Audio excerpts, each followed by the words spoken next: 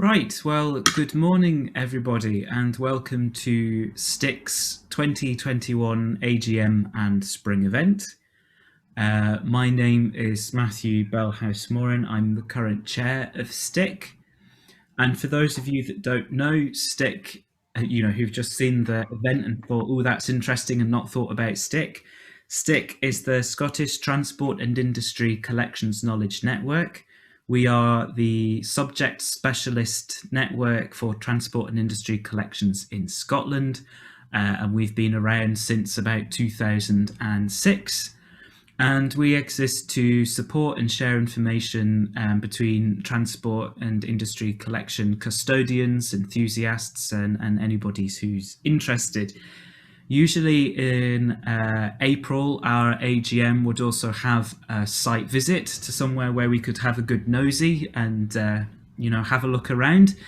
But as you may have noticed, that's not really possible at the moment.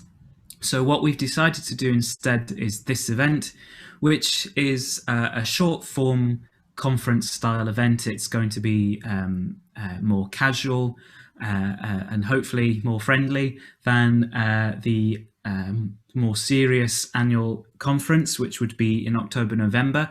But having said that, with the subject matter and the speakers and the attendees, I think actually we're really going to get into the meat of an issue, which is going to be quite exciting. I would just like to say that this session is being recorded and it will be made available at some point in the future, like our last conference was. So if you do not consent to being recorded, if you could please make sure that your camera is off and that you are on mute. You should all be on mute anyway, unless you're about to deliver a presentation.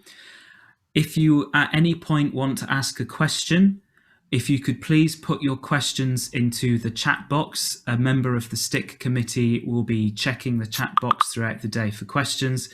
If there is time at the end of each presentation, we will be able to take some questions before we move on to the next speaker.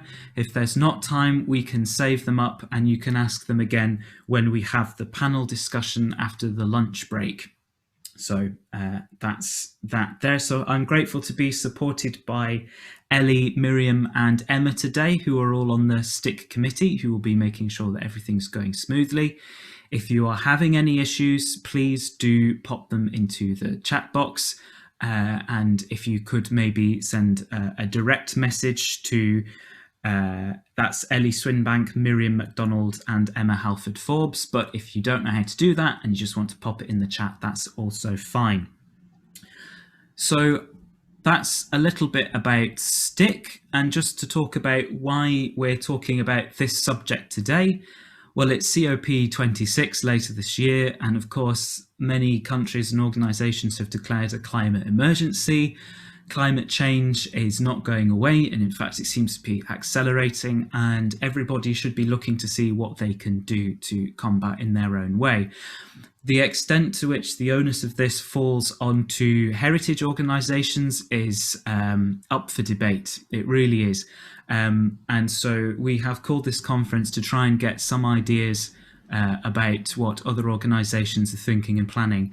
I would like to thank Jim Mitchell, who'll be speaking later today, for raising this issue to the committee, and it was a really good question and we didn't have any solid answers ourselves, so we're really looking forward to an exchange of ideas about what the future looks like for our historic engines, with increasingly as well sustainably focused funders. I'd also like to point out that I was sent the pumping newsletter from the Clay Mills Pumping Engine Trust this morning, and there was an interesting section in it which contains, some of the things that we should be thinking about today. Things like the 2018 government announcement to outlaw eventually bituminous coal, and the rather grey commitment to excluding heritage organisations from that. How are we going to get coal of the quality and the amount that we need? And so these are all things we're going to talk about today. So without any further ado, and I think a few minutes ahead of schedule, because you've all been very punctual, so I've not had to wait too long before we start, I would like to hand over to Paul Semple. So if Paul, you can get your fingers ready to share your screen and unmute. So Paul Semple is the General Manager at Waverley Excursions. I think the PS Waverley needs no introduction. And Emma's just shared the newsletter in the chat if you want to have a look at that. So hopefully, Paul, you'll have been made a co-host and able to share your screen. So I will hand over to you on your talk about fueling the paddle steamer Waverley. So thank you very much. Thank you, Matthew, and good morning, everyone. I'm just must admit, as you're just introducing that there, Matthew, I'm realising that Waverley, we've not probably given an awful lot of thought to the future in terms of fueling her, because we've been fighting for survival this past couple of years, particularly with our boiler issue of 2019, and then more recently, of course, COVID. But I'll just share my screen, and hopefully that is coming through. Start the PowerPoint. Okay, Matthew, just to confirm that that is being shared okay? That's absolutely fine, Paul. You're okay to go on. Okay. It may have just paused there, actually. I think we're okay. There we go. Okay. This image of Waverley, though, is just taking us right back to her origins, 1947, with a picture of her here at Dunoon in her opening season back in 1947. Can I interrupt very quickly, Paul? We are still seeing your general PowerPoint layout. We're not actually inside the PowerPoint presentation. Okay, let me just... Is that making any difference? I think if you can you just start your presentation from the beginning or click the resume slideshow button. Yeah, let's just try that. Okay. That's perfect. Thank you. Right. Okay. Yeah, so as I was saying, so this image is Waverley 1947 at Dunoon Pier on the Clyde. Now, she was built as coal-fired with a double-ended Scottish boiler. And that particular image there just shows her on sea trials in June 1947. Waverley was coal-fired for the first 10 seasons, and by 1957 she had been converted to burn heavy fuel oil.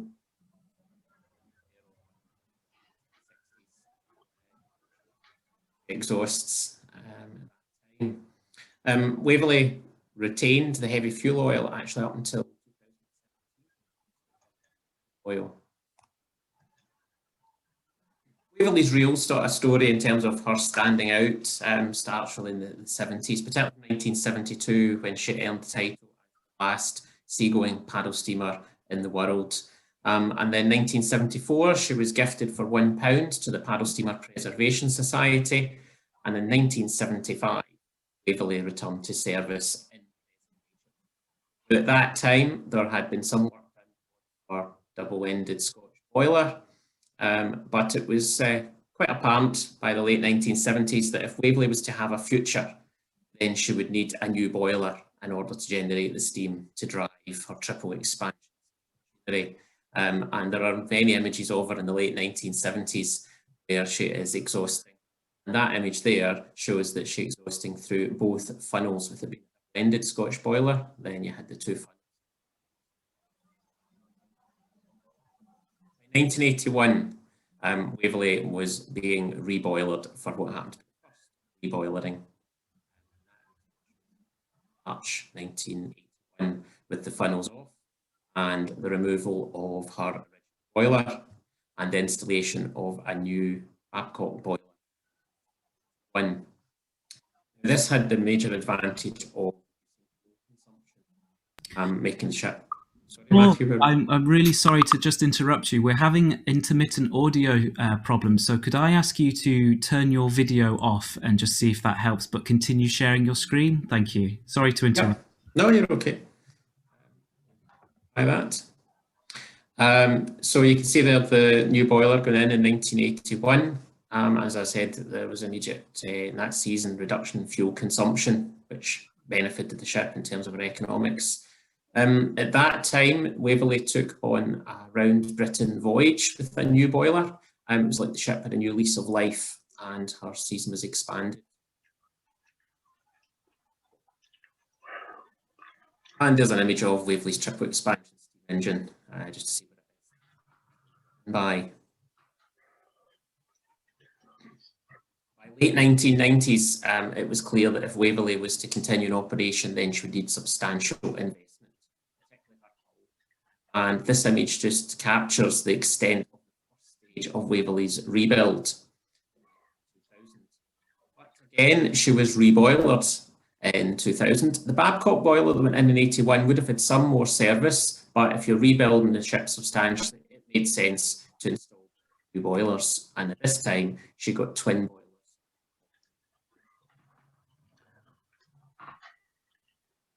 And then she was further stage of the rebuild took place in 2003, and it just shows the extent to which the ship has been. As I said earlier, she was burning heavy fuel oil, even with the new boilers from 2000, up until 2018.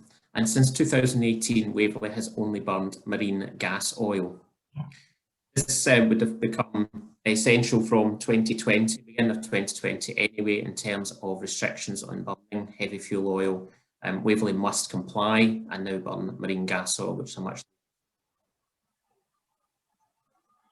I'd just like to give a little bit of Waverley's operation. Now, I'm doing this pre-COVID because everything has obviously changed in the last year. Waverley's last full season operation was 2018.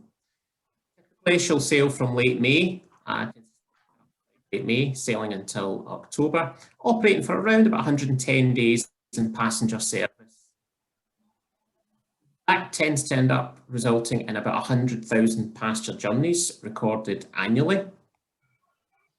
And she'll operate on the Clyde, Oban, West Coast, Liverpool, North Wales, Bristol Channel, South Coast, Thames. She's a fairly fixed pattern of timetabling, where she tends to be in Scotland up until the end of August and then would go south. And she's off Waverley.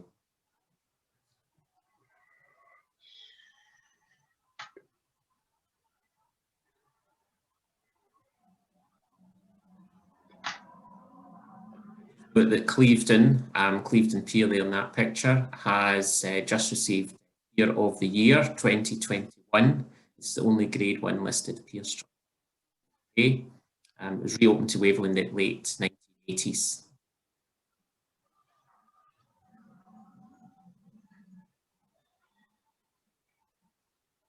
The annual turnover, going back to 2018, was around 2 million. Now, despite that and carrying over 100,000 passengers, there was no surplus. Waverley will not generally make donations, and we do rely on support from the nations, regular donors, as well as the thing on board and the shop sales. And there has been times of for 2.3 million to reboiler the ship. I'm really sorry to interrupt again, Paul. We're still having intermittent sound issues.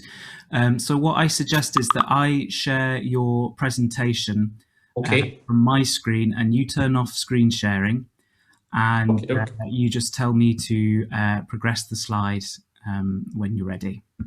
Okay, if you want to end up. So if I share my screen. Being in Glasgow city centre, we occasionally have problems with internet. So can you see that okay?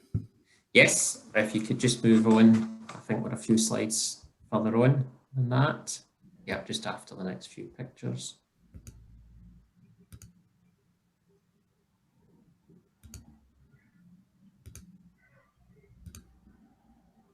Yep, I think we're up to there. We're up to there. So as I said there, we've got crew of 25 which live aboard the vessel. Now that is our single largest cost to the operation. Fuel comes in at our second largest cost of over 400,000 back in 2018. Thank you, Matthew. One issue we have is that when we're setting the fares and therefore ultimately trying to capture how much revenue we will have in a year, we are setting the fares normally in the spring. and there's still some uncertainty over what price we will pay for fuel during the season. We're buying fuel from May until mid-October, and it is typical that the fuel price will vary through the season. So much so that in the past there has been a couple of times where we've had to add a fuel surcharge, particularly around about 2011-12, where fuel really did increase through the season. Thank you, Matthew. And just some of the context of our fuel issues with Waverley. She is hungry for fuel, 750 litres per hour burned when she's in service. And Waverleys typically operate average from maybe 10 hours a day, sometimes more. So therefore, you're talking about a large quantity of fuel. Thank you, Matthew. The ship has a bunker capacity of 38,000 litres. Well, that sounds quite a lot. It would be normal for her to refuel every 3 days. Now, this can cause us quite concerning logistical issues, particularly when Waverley is away from the Clyde, where it's not as easy to fuel her at every pier. On the Clyde, she will berth overnight at piers, but it is not always the case when she is down south that she can berth overnight. There are occasions where the ship has to anchor overnight, particularly on the Bristol Channel, and therefore fueling her does present challenges. We also have added issues in terms of weather, where the ship might not be in a certain port at a certain time, and therefore you've got to rearrange fuel. There has been an odd occasion where she has not been able to complete a passenger sailing because she has not been able to refuel. Thank you, Matthew. And some locations we are not able to take on fuel by road tanker. It has to be by barge, and particularly on the Thames, where she tends to fuel at Gravesend, and that is a pontoon pier. There is no way we can have a fuel tanker access the ship at that berth, and therefore you've got to arrange with a barge. And again, that's all got to be built into planning the timetable, because you've got to plan a timetable that allows her to be at a certain location to refuel every 3 days. Okay, thank you, Matthew. And just in terms of price, 2018, just to show there the variable that we had on the price per litre for the marine gas oil, from 38 pence earlier in the season to 57 pence per litre, and that therefore is a large variable. But it is approximately 25% of our turnover. If Waverley was to operate a full season, non-COVID, then you're approaching 1 million litres of fuel consumed. As I said, the new boilers were fitted in 2020, but we are not expecting to see any reduction in fuel costs or in consumption. So even though we have reboiled the ship, she has new modern boilers, we don't expect to see any fuel saving. And of course, with fuel prices, it's more likely to increase than decrease. But we have reduced sulphur emissions from the ship since using marine gas oil since 2018, but that was due to come in anyway on the 1st of January 2020 that we had to comply. Waverley has been operating marine gas oil when she's been away from Scotland for a number of years, but we're now fully marine gas oil. Okay, Matthew. And just where does the fuel go on Waverley? This is a picture of the aft funnel, the fueling station, where the pipe will be connected up to the tanker or the barge in order to feed straight into the fuel tanks, which essentially sit below the aft funnel in the boiler room. Thank you, Matthew. And there is a photograph of Waverley taking on fuel at Whitstable, about to take on fuel, and you can see there the road tanker.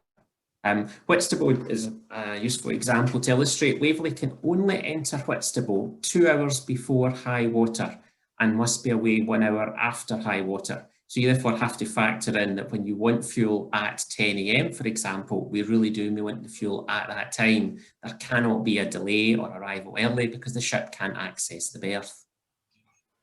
Thank you, Matthew.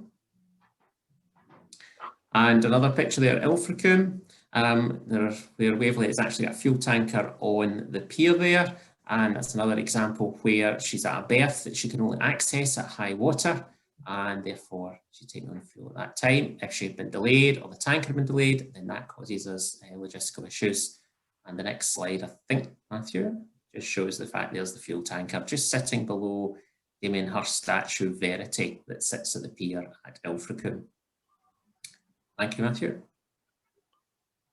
And just to round off the fact that in January 2020, Waverley was reboilered yet again, and a picture there of the aft funnel coming off. If you look very closely at the aft funnel, you'll see that the base was not totally taken off. The fueling station was left in the same situ and was not disturbed during that boiler refit. Thank you, Matthew. And there are the old boilers, the boilers installed in 2000 coming out. And then the next image will show a new boiler being installed in 2020. And there was 2 boilers again from Cochrane that were installed in Waverley last year. Thank you, Matthew. And an image of Waverley after she returned to service after her boiler refit in August 2020. The restriction last year, of course, meant that we were not operating at full capacity and we were running the ship at less than 30% capacity, meaning we were only just covering the cost of fuel and crew. And that is a concern again for 2021, where we're going to be operating with restrictions. Thank you, Matthew. And this picture from yesterday with Waverley just blowing her whistle as she passed Greenock before making the turn to move to dry dock. And last night Waverley entered dry dock, and the final image is of her being towed to dry dock. She's always towed just to get her in the dry dock entrance, and that image taken last night about 5 o'clock when she was entering Garvel dry dock for her annual dry docking. And also, some of you will be aware that there's also repair to the bow, which you can just see in that photograph because there was some bow damage last year when she made contact at Brodick Pier, and that will be repaired. So in terms of Waverley future fuelling, at the moment we are on marine gas oil. I don't see that changing soon, but that will be one to take forward. Thank you, Matthew. I think we can stop there. Sorry about the interruption there with obviously the broadband dropping. No problem. We got there in the end, and I think everybody learnt a fair bit there. That was really interesting. Thank you, Paul. I would like to just remind everybody to, if you have any questions, to pop them in the chat. That's how we'll be taking questions through the day. I would just certainly like to ask Paul just straight off if a significant amount of the logistical problems are from the complete dismantling of logistic support for these types of vessels which are no longer in common use, or whether it would always be a logistical challenge with just the sheer amount of fuel that Waverley gets through. Yeah, it's always going to be a challenge. I mean, Waverley's taking on fuel that other vessels are, so access to that isn't a problem. It's more getting it to us. And the fact that our annual programme is so varied, with Waverley operating from over 50 ports and piers around the UK, and often she's only in a port at a certain time on a certain day, even maybe once or twice a year. So it's more just fitting into our programme that presents a logistic rather than getting access to fuel. It's us being where we should be as well on time. Super. Fantastic. We've got just a couple minutes left, and James Baker's just asking very quickly, what is marine oil, i.e. refined petrol? Yeah, marine gas oil, essentially diesel. It's as close to diesel. Super. Well, thank you again, Paul. I think that's really interesting topic. Oh, there's one more question just come in from Alistair Hart saying, have you looked at alternative energy sources, the pros and cons? Is that something you've been able to consider at all? No. We have obviously to change the fuel for the ship as regulations have started to change, but with the boiler refit that we've just gone through being a sort of crisis situation where the boilers had to be replaced unexpectedly, then there was no alternative other than doing a direct replacement for the boilers she had. And she actually was the same manufacturer of boilers, exact same size of boilers, was put in again. There was no opportunity at that point because without the ship operating, the company would not survive. Yeah. There's another one here, which actually, I mean, this is the whole point of the day. Are you feeling any pressure to go greener on fuel? We have gone greener in the sense that we've moved from the heavy fuel oil to the marine gas oil. That's what's happened across the industry. Now, as the industry changes, then obviously we may have to change, depends on regulations, but we have moved with industry. Yeah, that's interesting. Alison's asked, as less ships use fossil fuels, will there be less piers that will accommodate the ship for refueling? That's another interesting one. I think we'll have more conversations today about how logistics are changing and how people are getting fuel is different, but it'd be interesting to hear what you think about that, Paul.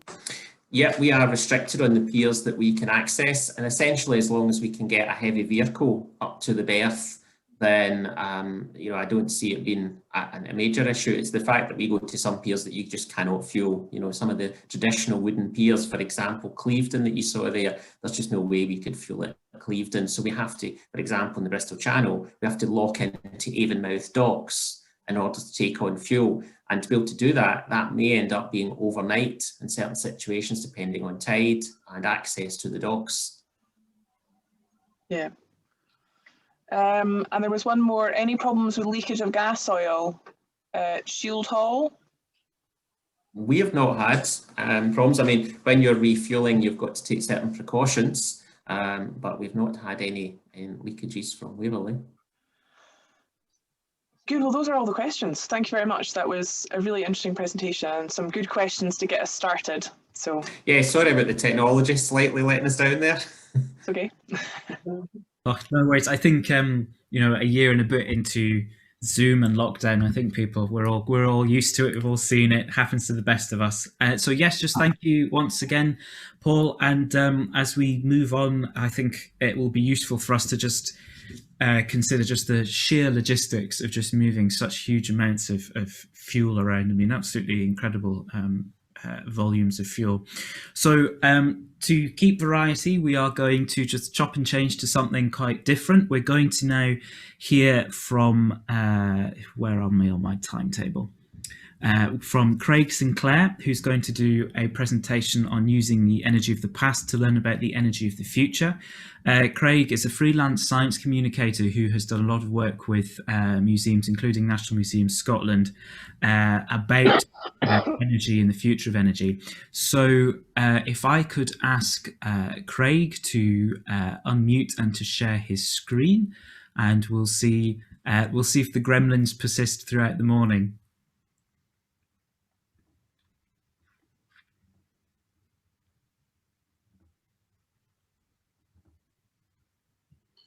Okay, just check. Can everybody see that?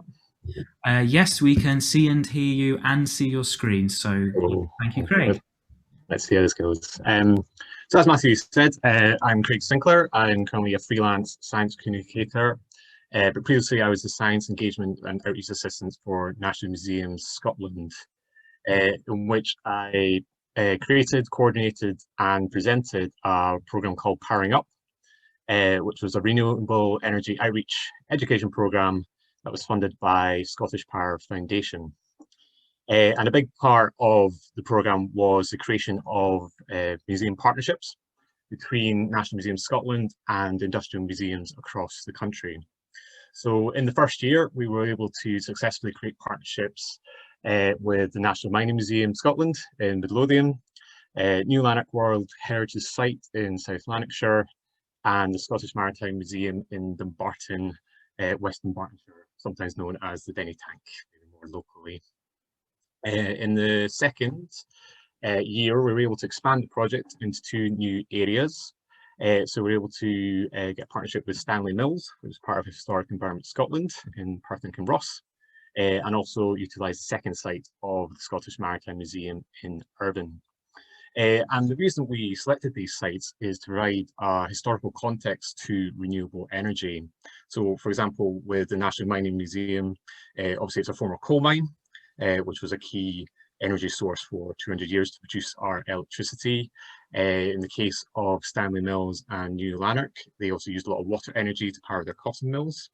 And in the case of the Scottish Maritime Museum, we're able to incorporate a lot of the design and engineering elements of shipbuilding and ship testing as well, and then use those elements to think about how renewable energy machinery is now designed and perfected to try and produce as much electricity as possible.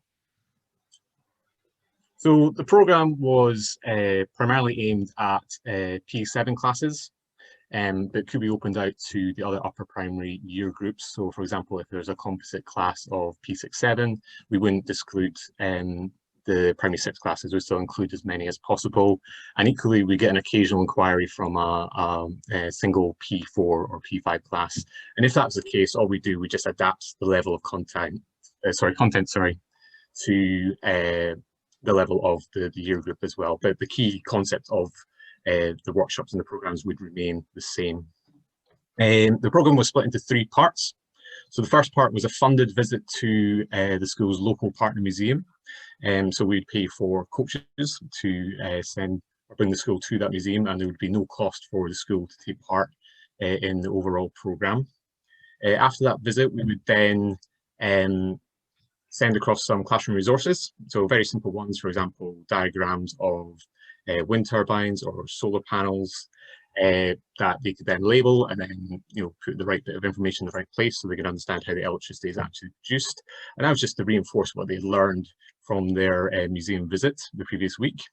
And then about 6 weeks later, I would then go into the school and then deliver a science show to all of the upper primary school classes as well. So even the classes that didn't take part in the museum visit, it meant that they could still take part in some element of the programme. Now, this wasn't always the case. The programme did evolve year upon year. So for example, the first year we actually, the programme structure was 3 separate visits to the local partner museum over a period of about 3 or 4 months. But we found that by the end, it got a bit repetitive for the pupils and they started to actually get a bit bored. So that's why we started to refine it down and simplify it to 1 partner museum visit and then 1 visit to the school itself. And some years, occasionally we had some budget to bring the schools to the National Museum of Scotland in Edinburgh and allow them to see our Energised gallery, which is dedicated to energy in general. So allow to see the objects of the National Museum of Scotland as well as take part in some of the interactive activities that is part of that gallery. So when the school, or so the class, visited the local partner museum, it was split into 2 sections.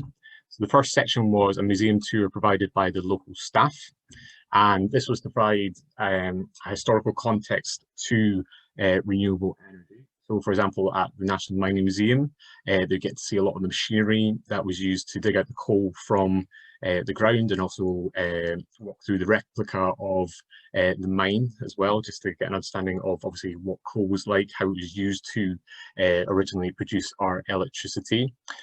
For New Lanark and Stanley Mills, they were able to see a lot of the water wheels and how that water energy was used to power all the machinery that produced all the cotton. And in the case of the Scottish Maritime Museum, particularly at the Dumbarton site, they were able to see how clay model boats were created and then tested along their 100-metre track. And then from that testing, they were able to adapt and improve their design to make it more efficient. And I said they could then use that as a context for adapting and improving renewable energy technologies to produce a more efficient level of electricity. So after a short break, they would then take part in a 90-minute hands-on workshop, which was delivered by myself and supported by the local museum staff. This was a lot more experimental, so a lot more learning by doing from the pupils. So they would be put into pairs and have 3 separate activities that would carry out about 20 minutes each, that would fill out through the course of the workshop. So for example, they would be working with some modern wind turbines and be testing different combinations of blades and different pitches for those blades to see which combination produced the most amount of electricity. They'd also be working with some model solar panels as well, so connecting the circuits together and then testing the effect of shadows on those solar panels, so seeing what the difference would be between, for example, a cloudy day and a really sunny day.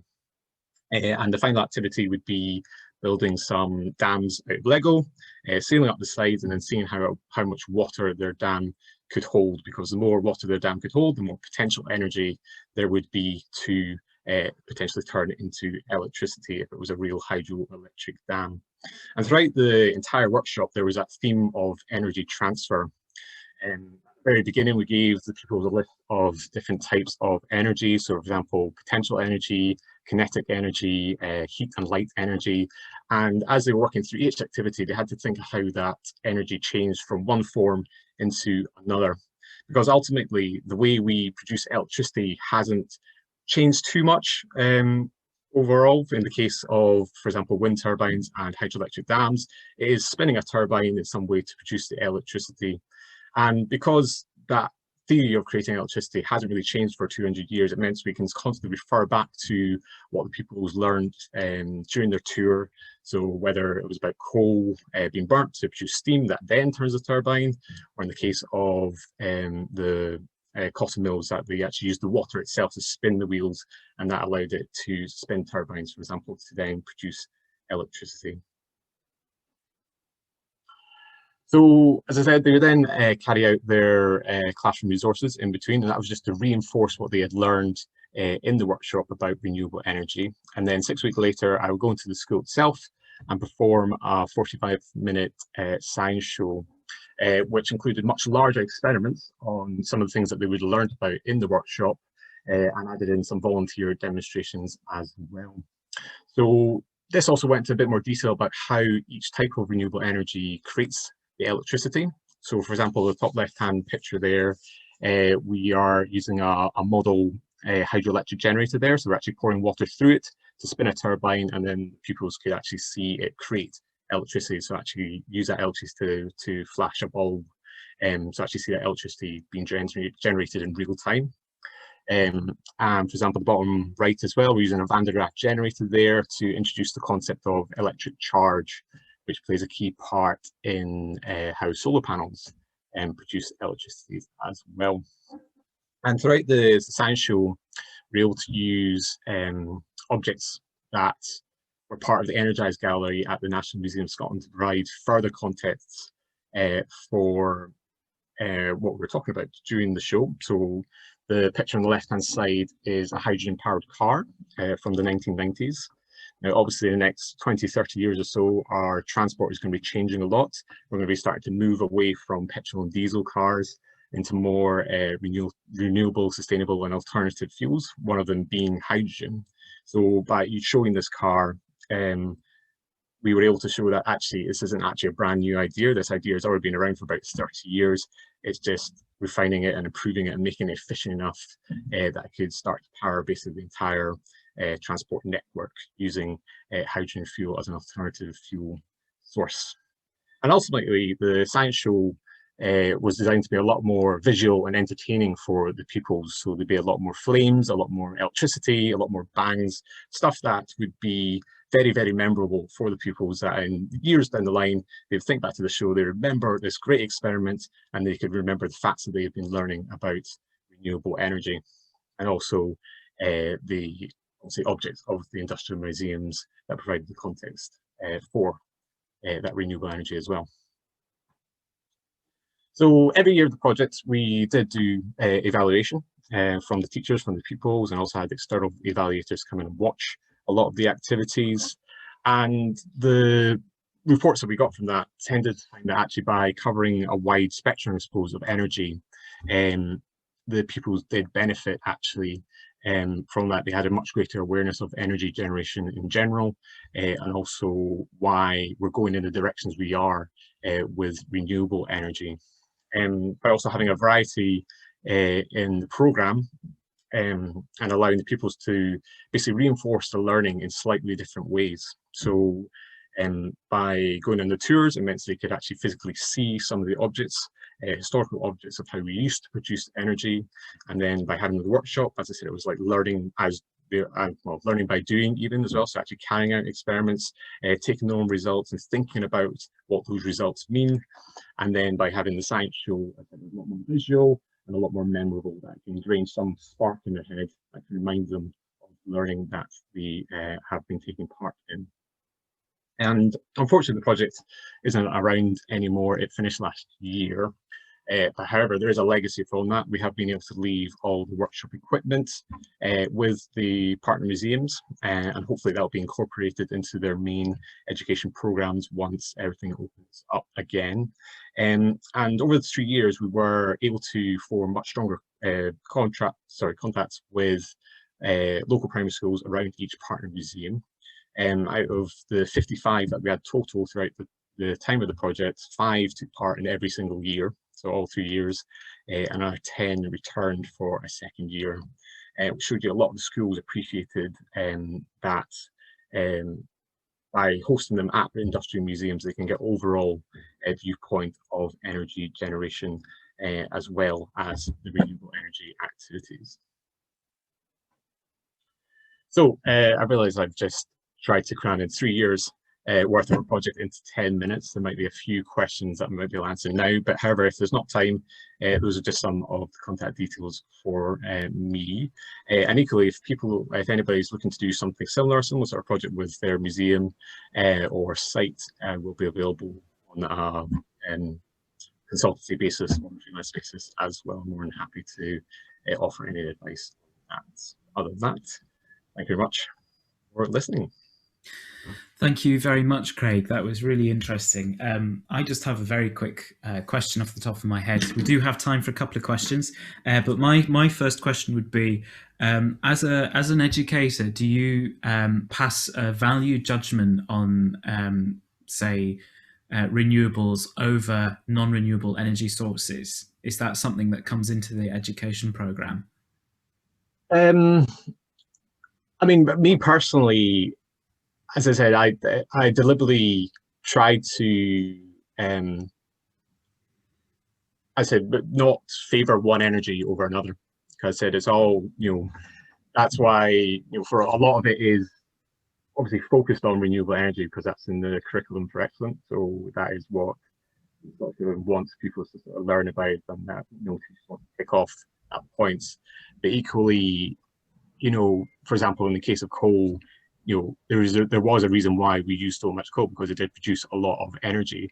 However, it's just understanding that in any energy source, there are positives and there are negatives, including a lot of renewable energy sources as well. So throughout the workshop, we would encourage debate about some of these energy sources as well. That fact there is a lot of positives to them, but equally are some negatives to it. It's all about finding that balance in overall energy generation.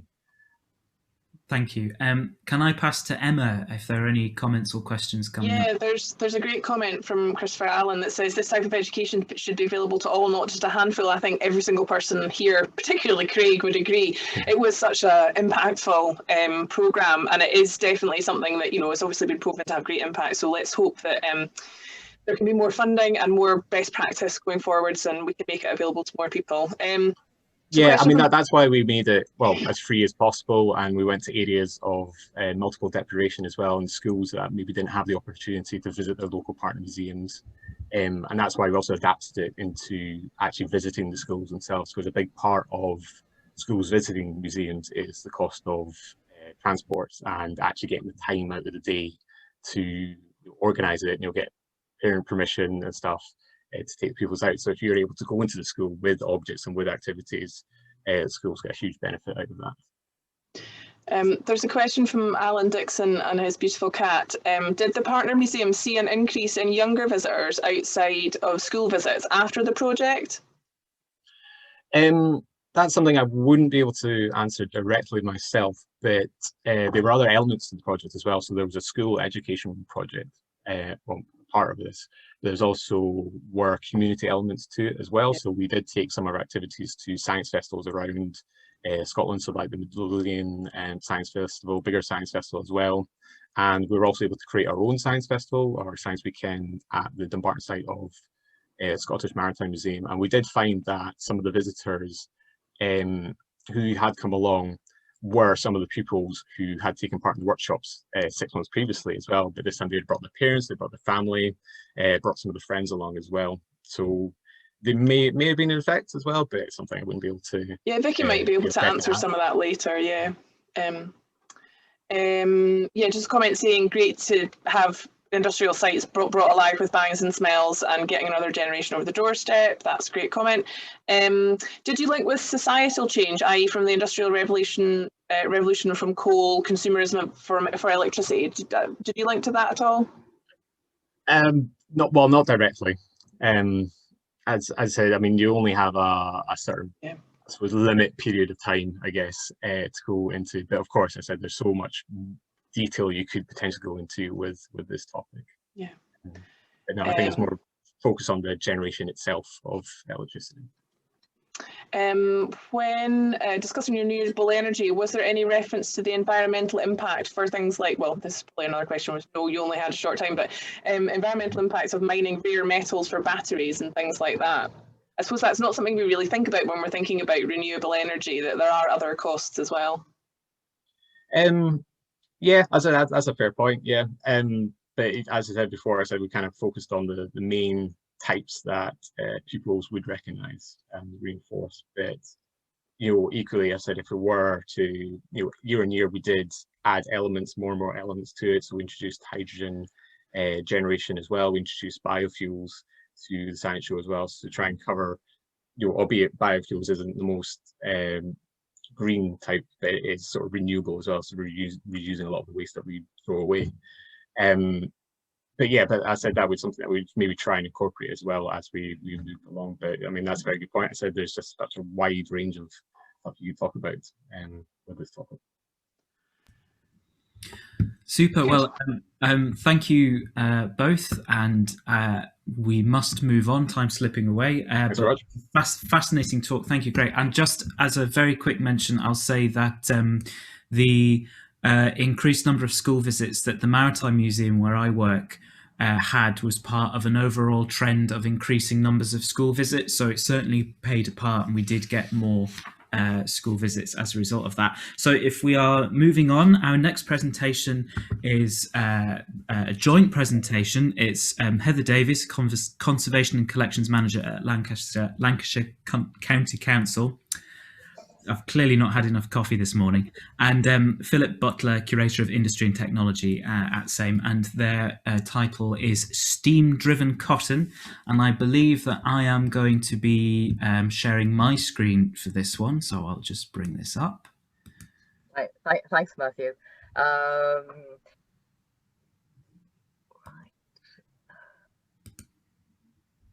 So I'm just having the first two slides, but I'm Heather Davies. I'm the Conservation and Collection Manager from Lancashire Museums, is the shortened version.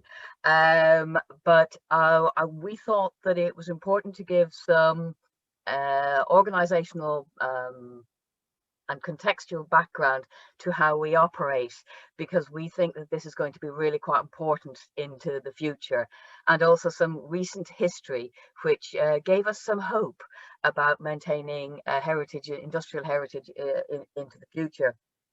The Lancashire Museums is, as it clearly says, like part of Lancashire County Council, which is a first tier authority.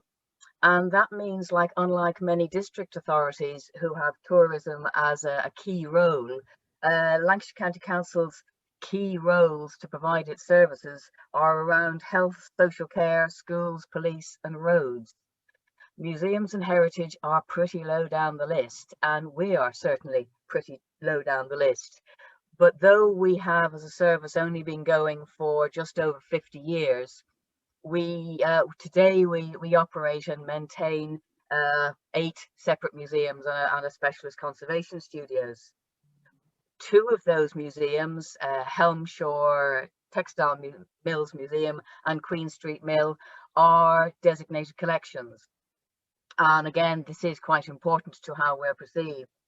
The designated collections, the full title is the Collections of the Lancashire Textile Industry, as we have 3 mills, Higher Mill, Helmshore, Whitaker's Mill, Helmshore, and then Queen Street Mill in Burnley. And these 3 mills allow us to produce on the original machinery, which was basically left as it was when those three mills shut in the 1970s and 80s. So we're able to use that machinery as normal working machinery. And that has been our unique selling point. I've put up this first slide because if I say to you the words "visit Lancashire," I suspect these are not the images that you would expect. And Lancashire has had very great difficulties in trying to persuade people to step off the accelerator when they moved from Manchester up to the Lake District. And it's only in the last 5 to 7 years that there's an increasing realization that Lancashire as a tourist destination is really quite popular. The other thing that we need to say that is in context with how we suspect we will be moving forward in the future in the operation at Queen Street Mill is the impact of what happened to Lancashire museums in 2015. We unfortunately became rather notorious because totally unexpectedly to all of those working for the museum service and with no pre-warning, on Monday the 6th of November 2015, we were informed that all of our museums would be shutting 16 weeks later, with the total shutdown and loss of staff and the disposal of the collections and the buildings. Most people try to shut a museum and they take about 2 years.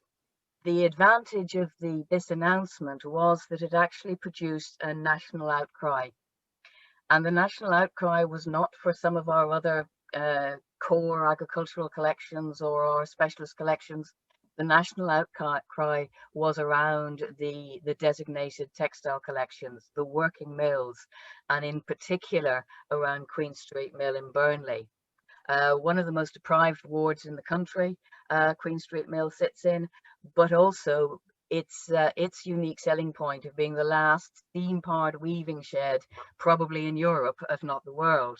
And what we discovered was that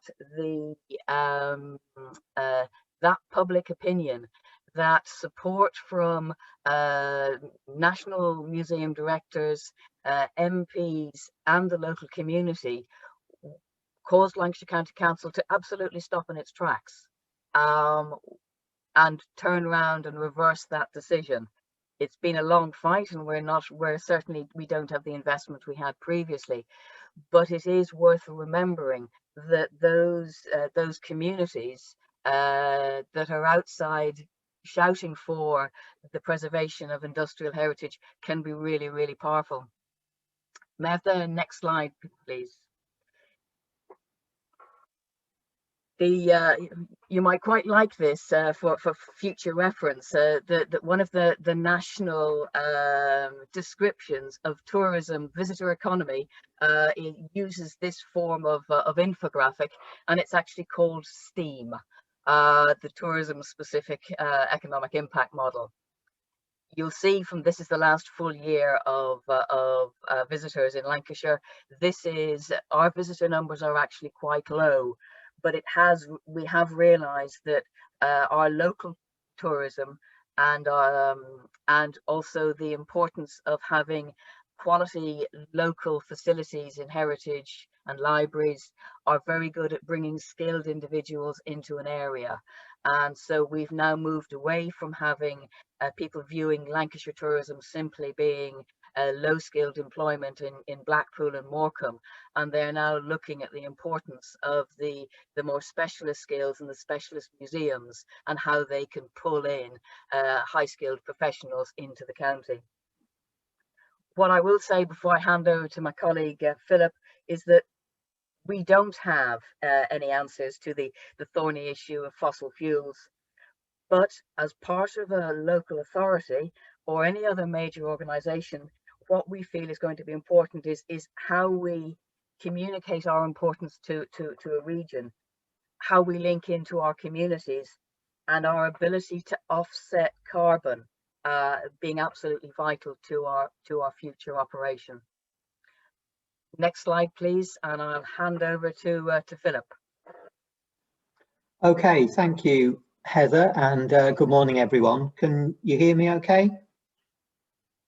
I'll take that as a yes. Yes, we can hear you, Philip. Oh, thank you, Matthew. Can you take us on to the next slide, please? I'm just going to show you some lovely pictures of Lancashire. As Heather mentioned, it is a place that sometimes misses out on the tourist trail. There is information on each slide, so I'll quickly whiz through that, but I'm mindful of time, Matthew, so I will try and speed the last section of slides up a little bit for you. As Heather says, we don't have any solutions, but we have a lot of questions, which is the main reason we wanted to come along today. So thank you again for the invitation. So Queen Street Mill in Burnley is where we operate our stationary steam from, and it was built and opened in 1896 as a weaving shed alongside a row of weaving sheds up on a hilltop in a village outside Burnley.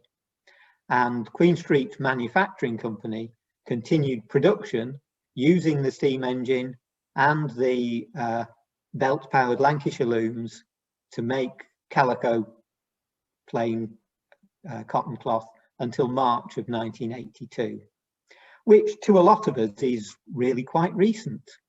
To others, not so much. And certainly when we're talking to the school children, sadly, we're talking about their grandparents' era. But it was saved at the time with Burnley Borough Council stepping in and operating it as a museum. As you can see there, English Heritage saved the whole of the power plant, engine house, boilers, and our economiser room. But that was short-lived, and in 1992, that's when Lancashire County Council stepped in with the backing of English Heritage to secure its future as a museum. So could I have the next slide, please? As Heather mentioned, there is the unique selling point of the mill. It's a very ordinary mill in a small out-of-the-way village, as I say, operating a process mirrored in hundreds of other mills in the area. Even when it was built in 1896, the technology was old, well proven, but hardly cutting edge. And we operate Queen Street Mill more as the history of a 20th century mill, not a moment in time when it was built in the late Victorian period. The unique selling points were made clear by historic England when we got Grade 1 listing, the last surviving 19th century steam-powered textile weaving mill. So with that, and with our sister mill Helmshaw, as Heather said, we got Arts Council designation to celebrate an outstanding collection, which is the two mills, their production machinery, and all of the mill elements that were left behind when these closed down to the public. And as the Arts Council say, it was to raise the profile of these vital collections and encourage everyone to safeguard them for the future. So if we can have the next slide, we can see that, as I say, Lancashire County Council began running stationary steam in 1992, but it hasn't been without issue. The environmental officers, for instance, in this case it was Burnley Borough Council, following the Clean Air Act of 1993 and the regulations over dark smoke from chimneys, caused great issues through the 90s, did involve letters from solicitors, but didn't quite go any further than that, fortunately. But then when the environmental officer responsible changed, he retired and a new person took over, the rules were interpreted slightly differently. And having that again currently with a new boiler inspector that we've got for our riveted boiler, who seems to be interpreting what he's learnt about historic riveted boilers, never having actually seen or worked on one, rather more strictly than our older inspector who had worked with them for years. So these are all relationships that you need to build when running historic machinery. And I'm about to come on to other issues that we have had with our stationary steam, which is an ongoing chimney issue, which began in 2016. But our main continuing problem with running our stationary steam is that we need to employ staff with the skills, knowledge and expertise to keep our machinery going. So if we can have the next slide, and we'll rush through and have a look at some of the pictures. There's one of our excellent skilled members of staff, as you can see, maintaining one of our Lancashire boilers. We have twin Tinker Shenton of Stockport boilers. First one installed when the mill was built, so went in 1894 and commissioned in 1896. And number two was installed in 1901 when the weaving shed was expanded to approximately double its size. Both plants are still complete in situ in our boiler house, and our number two boiler, which is the one that you can see there, is still running the mill engine. They're straightforward Lancashire boilers with capacity of 22,000 gallons of water, like a large kettle. So if we can have the next slide.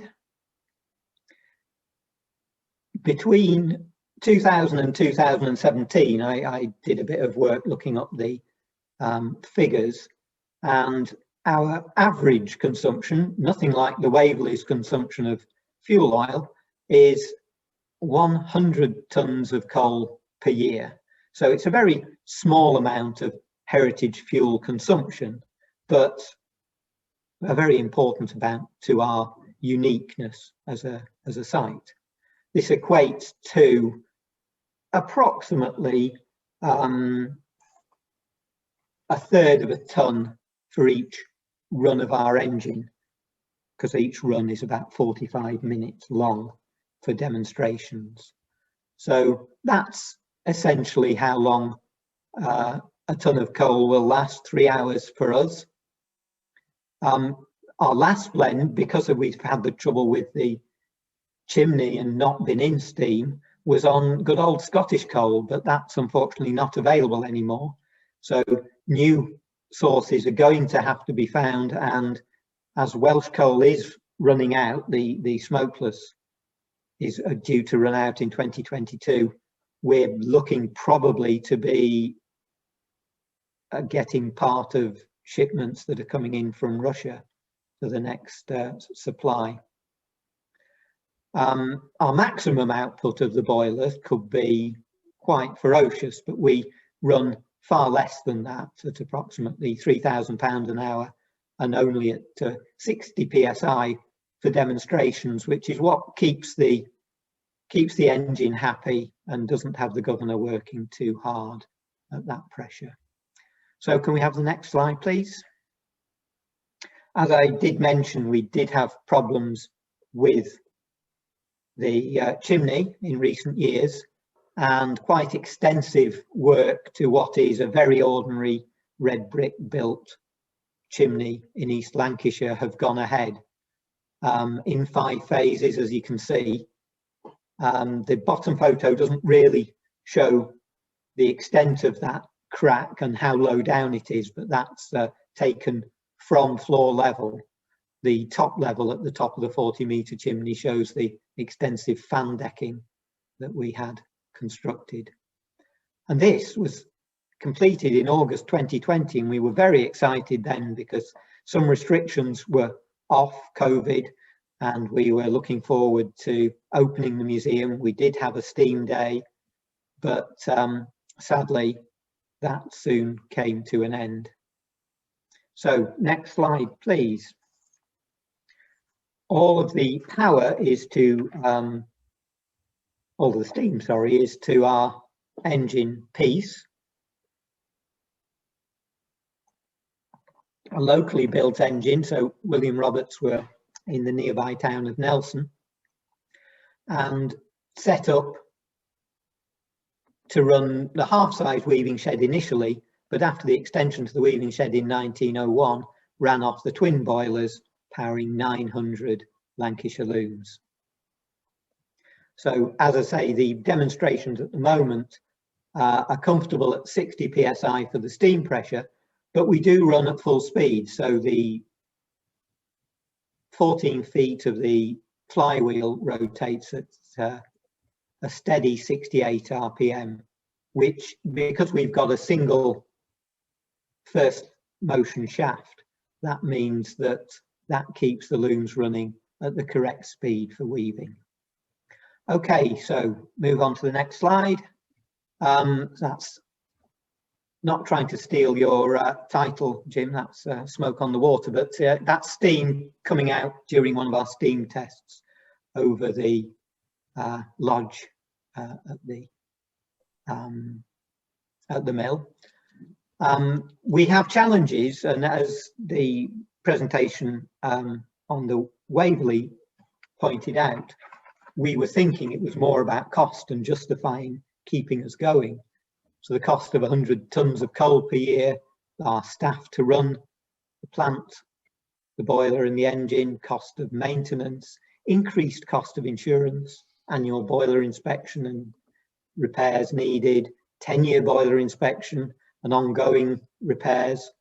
I mean, just this year we're working on the valves, the rivets, seating blocks, flue walls, and of course that big chimney. So we're talking over £100,000 a year just for those costs, and that's without the major repairs that we're putting in. So that's what we felt we had to justify to the local authority, but now we've got future challenges. So next slide, please, Matthew. Yes, the challenge of our carbon. Lancashire have made a huge commitment to this site, but we have to try and persuade not only the council officers, but the local electorate who elect the local authority members who will set the agenda going forward to support an authority that is burning fossil fuels. So how do we do that? And that really is why we've come along today. As I say, we don't have the answers, but we feel that our heritage is important. So we need to justify it with how we provide access to it through the museum, visitor numbers, school visits, and generally education. We need to make sure that our visitors are given information, explain what we burn and how much pollutants it releases, but what we are doing potentially to try and offset this. How can we offset it? Well, our power generated to produce cotton cloth, which is just a byproduct really of the demonstration of the plant and process. We try and sell what we can of that in the museum shops, but we need to explain that the income used is to offset carbon emissions. We need to actually make sure that income used is to offset carbon emissions. And we need to try and persuade the local authority to be able to cite its other power generation, environmental measures, etc., toward offsetting the very small amount of fossil fuels we burn as heritage. And the final slide, Matthew, please. I like the picture of one of our furnaces there. We've also got future challenges which have come a lot closer in just the last few months, probably, but certainly the last year. Future regulations and supply of coal. It's already been mentioned, the restriction of household bituminous coal from 2022. We've got to be seen to have looked at power alternatives. Gas and electric both burn fossil fuels, as everybody knows, with renewables, and potentially the final option, which is to make our museum static and not have steam generation at all. But that, as we say, draws into question our USP. Our USP, as I say, is the last surviving working 19th century steam-powered textile weaving mill. And once we lose that, say making it static or not having it steam-powered, then we lose the importance of our designated collection and potentially our grade 1 listing as a site. So that's the presentation. As I say, sadly, it's more questions than answers. Thank you very much, both. That was really fascinating. I think I like the idea of having a closed loop where you burn the fuel to produce the cotton to offset the carbon, and if some way that could be formalized, and then you can immediately hold that up to any criticism and say, but we are offsetting and it's a self-contained system. And I also, the point about the particular inspectors having different interpretations, I think is something that will come up unless there is specific legislation that directly names heritage assets, and that is something that we're going to come up and against. I think also people involved in maritime stuff will know the difficulties of things like grandfather clauses with the MCA and trying to justify that you are actually working safely, but within the materials. We are running a little bit late, so can I ask Emma to pick out a couple of comments and one question, please? Yeah, there's a question which is quite interesting. I love all these technical things that we're getting today. It's great. Would running, so this is from Mark Watson, would running more than 6 looms and for longer to meet a big order, not just for demonstration purpose, would that increase the load on the engine or fuel consumption? Presumably heating and cooling the engine involves a waste of heat. Yes, I'll take that one. Not significantly, simply because, well, obviously it could. We still have 300 looms in our weaving shed, so if we increased it from 6 to 300, that would be significant. But the other factors limiting that are the number of staff, the maintenance required, and sadly, the weavers. We are finding it increasingly difficult to find anyone with the weaving skills, and we find it very difficult when taking on younger staff and apprentices. We had a great apprentice a couple of years ago, of retaining those staff when, as a heritage site, we have nothing to offer in terms of either wages or really future career progression. So those are the major restricting factors. I think we could work on marketing our product, and we could work on increasing our order book, but once we have an economic model that's predicated on production on historic machinery, then we're going to run into all sorts of problems. Can I just add one point to that, and that is which is those unintended consequences which are going to do us all, and that is that 1/3 of the world's cotton comes from China. We use waste cotton, which is initially processed for part of what we weave at Queen Street. If 1/3 of that cotton is coming from China, is it being processed by slave labour? Yeah. Lancashire County Council has a policy against slave labour. Again, it's one of those things that just one action, it's knock-on effect. We've got to be very careful about. So. Thanks. We're going to save the rest of the questions and roll them over into the panel discussion, but I think it's worth noting that there's quite a few people have said we have really similar issues. New Zealand waiting to ban total use of fossil fuel. Lots of people saying that they have similar issues with their engines coming up on the horizon, if not already arrived. So thank you very much, everyone. We'll save the questions and roll them over into the panel discussion later. Yes, thank you very much. Looking forward to the panel discussion. And coming up next, we have Securing Future Coal Supplies for Heritage Steam by Steve Oates. And Steve Oates is CAO at the Heritage Railway Association, the HRA. So we're very glad to have representation from them here today as a large organisation with presumably and hopefully a lot to say on the subject. So can I hand over to you, please, Steve? Thank you very much, Matthew. Thumbs up if you can hear me okay. Yeah, thank you kindly.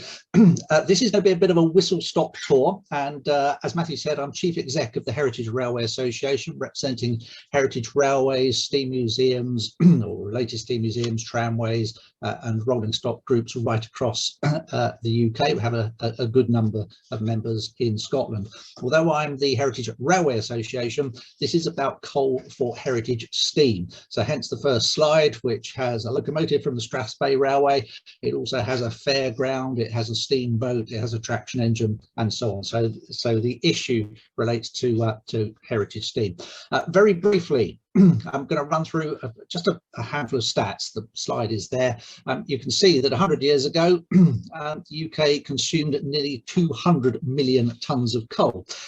Just last year, that was down to 7 million tonnes. And after the closure of the remaining coal-fired power stations, it's going to be around about 5 million tonnes. So a very substantial decrease in the amount of coal used. Similarly, a massive decrease in production from UK coal mines. It peaked just before the First World War at just under 300 million tonnes, so there was a fair amount exported around the world from the UK. Last year, production from UK mines was just 1.7 million tonnes, and again in 3 or 4 years' time, it's reckoned to fall to as low as 2,500 tonnes, which will probably simply be the free miners in the Forest of Dean. This year, because of the low output from UK coal mines, around 7 million tonnes is going to be imported. Coal consumption in the UK, people often ask, why is coal even still used? Or is 2.5 million tonnes still used on electricity generation, although that is going fast. Steel manufacturing is the big one, still 3 million tonnes. There's a couple of million tonnes used for other forms of manufacturing, particularly for cement manufacture and so on. Domestic fuels are falling very rapidly, and right at the bottom there is a tiddly amount, but a very important amount for heritage steam. In the UK, heritage railways take the largest share of that heritage steam use, 26,000 tonnes. Total for all UK heritage users is some 35,000 tonnes. And just a quick slide there to show for railways some of the sizes of coal use. The previous speaker spoke about 100 tonnes being used in an industrial setting. Well, that's similar to the Tallaght Railway in northwest Wales, a lot higher, for example, than the Perrygrove Railway in the Forest of Dean, but not as big as Strathspey Railway at 300 tonnes, and the biggest UK user, 2,500 tonnes, the North Yorkshire Moors Railway. So what are the problems? Well, it's a bit obvious, really, isn't it? Coal is widely seen as a dirty old fuel, and for the past 3 years or so, the problem regarding the future supply of coal has grown exponentially. Since 2018, the HRA has significantly ramped up its work on this, and for some time we've been asking the UK government for clarity on the future of coal for heritage steam. Their initial response has been encouraging, with statements in both houses that the government has no wish to see the end of heritage steam in the UK. However, we've responded robustly to UK and Welsh government consultations on the mining, use and burning of coal and on their clean air legislation. We've met with ministers, advisors and officers. We've provided extensive briefings to MPs and other parliamentarians for debates and questions on coal in both the Commons and the Lords. And we and many railways have lobbied both the Scottish and Welsh governments. Similarly, we and many individual railways have widely promoted the issue on radio, television, national and regional press, online, social media, and of course in the various steam and vehicle magazines. We've joined with others in highlighting the massive contradictions and differences in environmental impact between mining in the UK and importing from thousands of miles away. We've stated and restated the economic value of heritage steam, the jobs, the well-being, the social and community benefits, the asset values, the value to the nation's cultural heritage, our charitable aims and our educational value. And the HRA gave extensive evidence to the study into the future of coal for heritage steam undertaken by the all-party parliamentary group for Heritage Rail. We've even worked hard to help UK mining companies secure consent to continue mining in the UK, lobbying UK and regional governments. And just before Christmas, I spoke at Newcastle City Council's planning meeting on the matter. But the closure last year of Scotland's and England's last mines at Garlatham in Ayr and Shotton near Newcastle, the government's blocking of the proposed Highthorn surface mine in Northumberland, the refusal of permission for the Julie Hill surface mine near Newcastle, the proposed end of mining in Wales under the Welsh Government's new coal policy, and the now virtually inevitable closure of Wales' last mine in 2022 means that unless the UK, Scottish and Welsh governments change tack, mining of bituminous coal in the UK will end. But what about actually still burning coal? Is that an issue? Well, during the course of the all-party parliamentary group inquiry, DEFRA ministers did confirm that the ban on domestic coal burning in England would not cover the heritage sector. And that commitment was also confirmed by the then DCMS Minister, Lord Ashton, in a debate initiated by HRA President Lord Faulkner in June 2019. Lord Ashton stated, "Obviously, we appreciate the need to reduce public health risks, but we are working carefully to consider how we might achieve a successful balance between enhancing environmental and public health protection and ensuring the UK's heritage vehicle industry, and indeed heritage houses that burn coal in grates, continues to thrive. We fully recognise the enormous benefits that heritage railways bring to the UK's economy and tourism industry. The proposals in the consultation on domestic burning would not prevent heritage railways purchasing the fuels they need." Well, that was probably the most supportive ministerial statement that our sector has received in recent years and gave quite a lot of encouragement. Unfortunately, not much support from ministers since then. And when Lord Faulkner asked an oral question on the 21st of January this year, the DEFRA minister, Lord Gardner, said, "The legislation, which will come into force from May 2021, will end the sale of bituminous coal to households in England and lead to significant health benefits. While we acknowledge the indirect impact that this may have on the supply of coal to businesses, it is vital that the government and the sector continue to work together to transition to cleaner alternatives." And just for good measure, two further recent Welsh Government consultations may impact further on the future use of coal. So a combination of new Clean Air Act, the closure of all mines producing bituminous coal, as well as a ban on any new mines, has left us facing the prospect that steam railways could be driven out of business, heritage fairs and road steam events would no longer be able to operate, and the UK's last coal-operated steamboat and iconic mainline steam locomotives such as Flying Scotsman and Tornado would become museum pieces. Engaging with government now on the problems faced by heritage railways seems to be extraordinarily difficult. Responsibilities are split between Westminster and the Northern Ireland, Scottish and Welsh governments. And within the UK Parliament, they're split between DEFRA, DCMS, Transport and BEIS. And surprise, surprise, no department has so far shown a willingness to grasp the issue and to help us solve the problem. So we now conclude that unless there is a significant change of policy, UK mined coal will no longer be available after 2022, and the environmental issues surrounding fossil fuel will continue to be an ever expanding threat. Let's just quickly remind ourselves a bit about the value of heritage steam. The UK's 160 heritage steam railways and the heritage road steam, maritime steam and heritage industrial steam sectors attract millions of visitors each year. They employ over 4,000 people and engage some 30,000 volunteers. Asset values extend to hundreds of millions of pounds, and combined, the positive economic impact of heritage steam to the nation's economy runs to well in excess of 1 billion. I wouldn't be surprised if it's massively higher than that, because that's the only figures I've got are for heritage railway and the road steam sector. I don't have any figures for industrial steam and so on, so it could easily be near a couple of billion in positive economic impact. Additionally, the national and international PR value of Flying Scotsman, the Hogwarts Express, and other film and TV icons, that value to the nation is virtually incalculable. But all are at risk without coal. So Steve has one simple need. We need a sustainable, robust and affordable supply of high quality bituminous coal to run and provide these much loved, iconic and educational assets for the public to learn from and to enjoy. And to minimise the threat to jobs and the long-term sustainability of heritage steam, we've been saying for some time that we must work together. We must seek external, almost certainly government support, and we must think differently. So where will the well, for this year there's coal actually, and there's plenty of it, and this is likely to run well into next year as well. Surprise, surprise, not much bituminous lump coal was used during 2020, so remaining stocks from the now closed Garlatham, Shotton, Bradley mines and elsewhere are still being used up. Plus there's still coal coming out of Fossifran in South Wales, and there's those imports of Russian coal coming in. However, prices have gone up and there's a problem looming for users of smaller quantities of bagged coal under 25 kilograms, as that is banned from next month.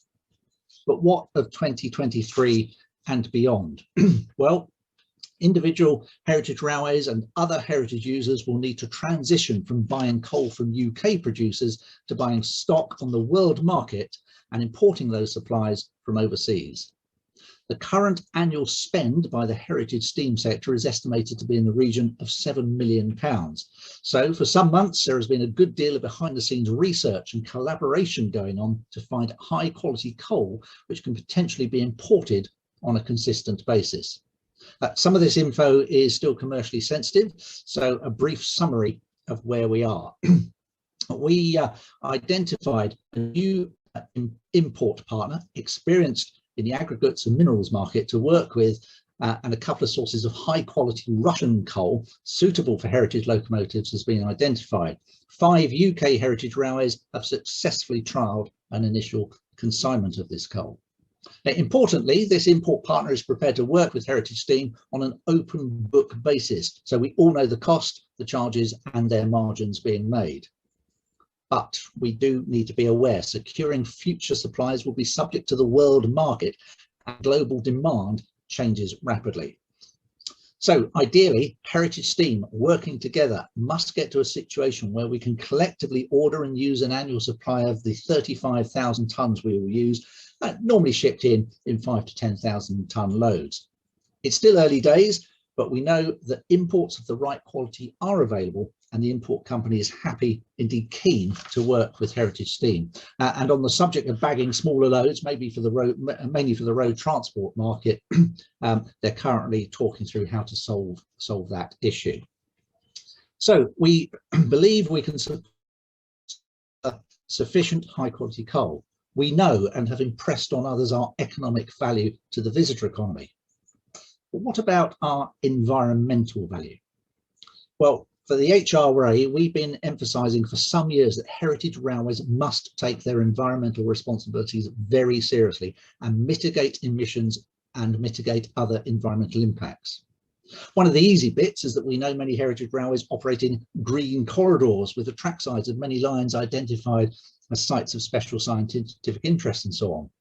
However, we are all subject to the growing climate concerns. And while we all know that coal is a highly efficient fuel, today many children and young people have grown up without coal, blissfully unaware of its massive role as the fuel that drove the industrialisation and economic growth, not only of this country, but of the world. In 5 or 10 years' time, most, if not all children and young adults will never have seen coal, let alone understood its use in powering the world. And perhaps their only knowledge of it will be the viewpoint that it. So where does this leave us? We still need to use coal. We know our environmental impact is minuscule. We know we're a significant and successful economic driver. We know the iconic status of Thomas, the Hogwarts Express and Flying Scotsman. We know we are custodians of much of Britain's rich transport and industrial heritage. But is that enough? Is that enough to those who didn't grow up with coal, who don't really understand what coal is, its proud history, and its place in our nation's fortunes? And frankly, will they care? There's a very strong youth angle here. We've all heard of Greta Thunberg. You've stolen my dreams. And this month, right now in Australia, 8 teenagers are leading a class action against their government to prevent coal mine extension that could make it more difficult for coal mines to be approved in Australia. And what was the bit of news that came out yesterday? The first case of somebody making a claim against unclean air here in the UK. There's the wider environmental picture. A stat which I saw, in fact, I borrowed this from another trade body. In fact, it was the Federation of the Historic and Classic Motor Vehicles. And this hit me. When David Attenborough began his wildlife program making in 1954, the world's population was 2.7 billion. Today, it's 7.7 billion. So in David Attenborough's lifetime, the chap we hold up all about the environment and so on, it's what, nearly trebled in his lifetime. And of course, later this year, we've got the UN Climate Change Conference in Glasgow here in the UK later this year. We may soon get to the stage where we can no longer base our arguments on, for heritage steam, only being representative 0.02% of UK emissions. But what value are economic arguments when there are all the emotions wrapped up in the environmental concerns? So, what are the alternatives? Currently, the leading alternatives being researched are based on torrefied biomass. Yep, I know many are sceptical about this for heritage steam, but there is realistic development underway, and if nothing else, being seen to support the development of alternatives may well pay dividends in our ongoing wider discussions with governments, environmentalists, and others. It's still early days, but there are a few forms of alternative coal being developed, tackling the challenge of producing something from waste vegetation material and compressing and binding it into a product which stores well and is of comparable size, weight, and burn quality as coal, and doesn't simply just blast up the chimney when full steam draft is applied. Coal Products Limited, working in conjunction with the University of Nottingham, will shortly be trialling e-coal on the Bure Valley Railway in East Anglia, while NMP from Holland are developing sub-coal, and that's also due to be trialled at Stapleford Miniature Railway and then on to the Bure Valley.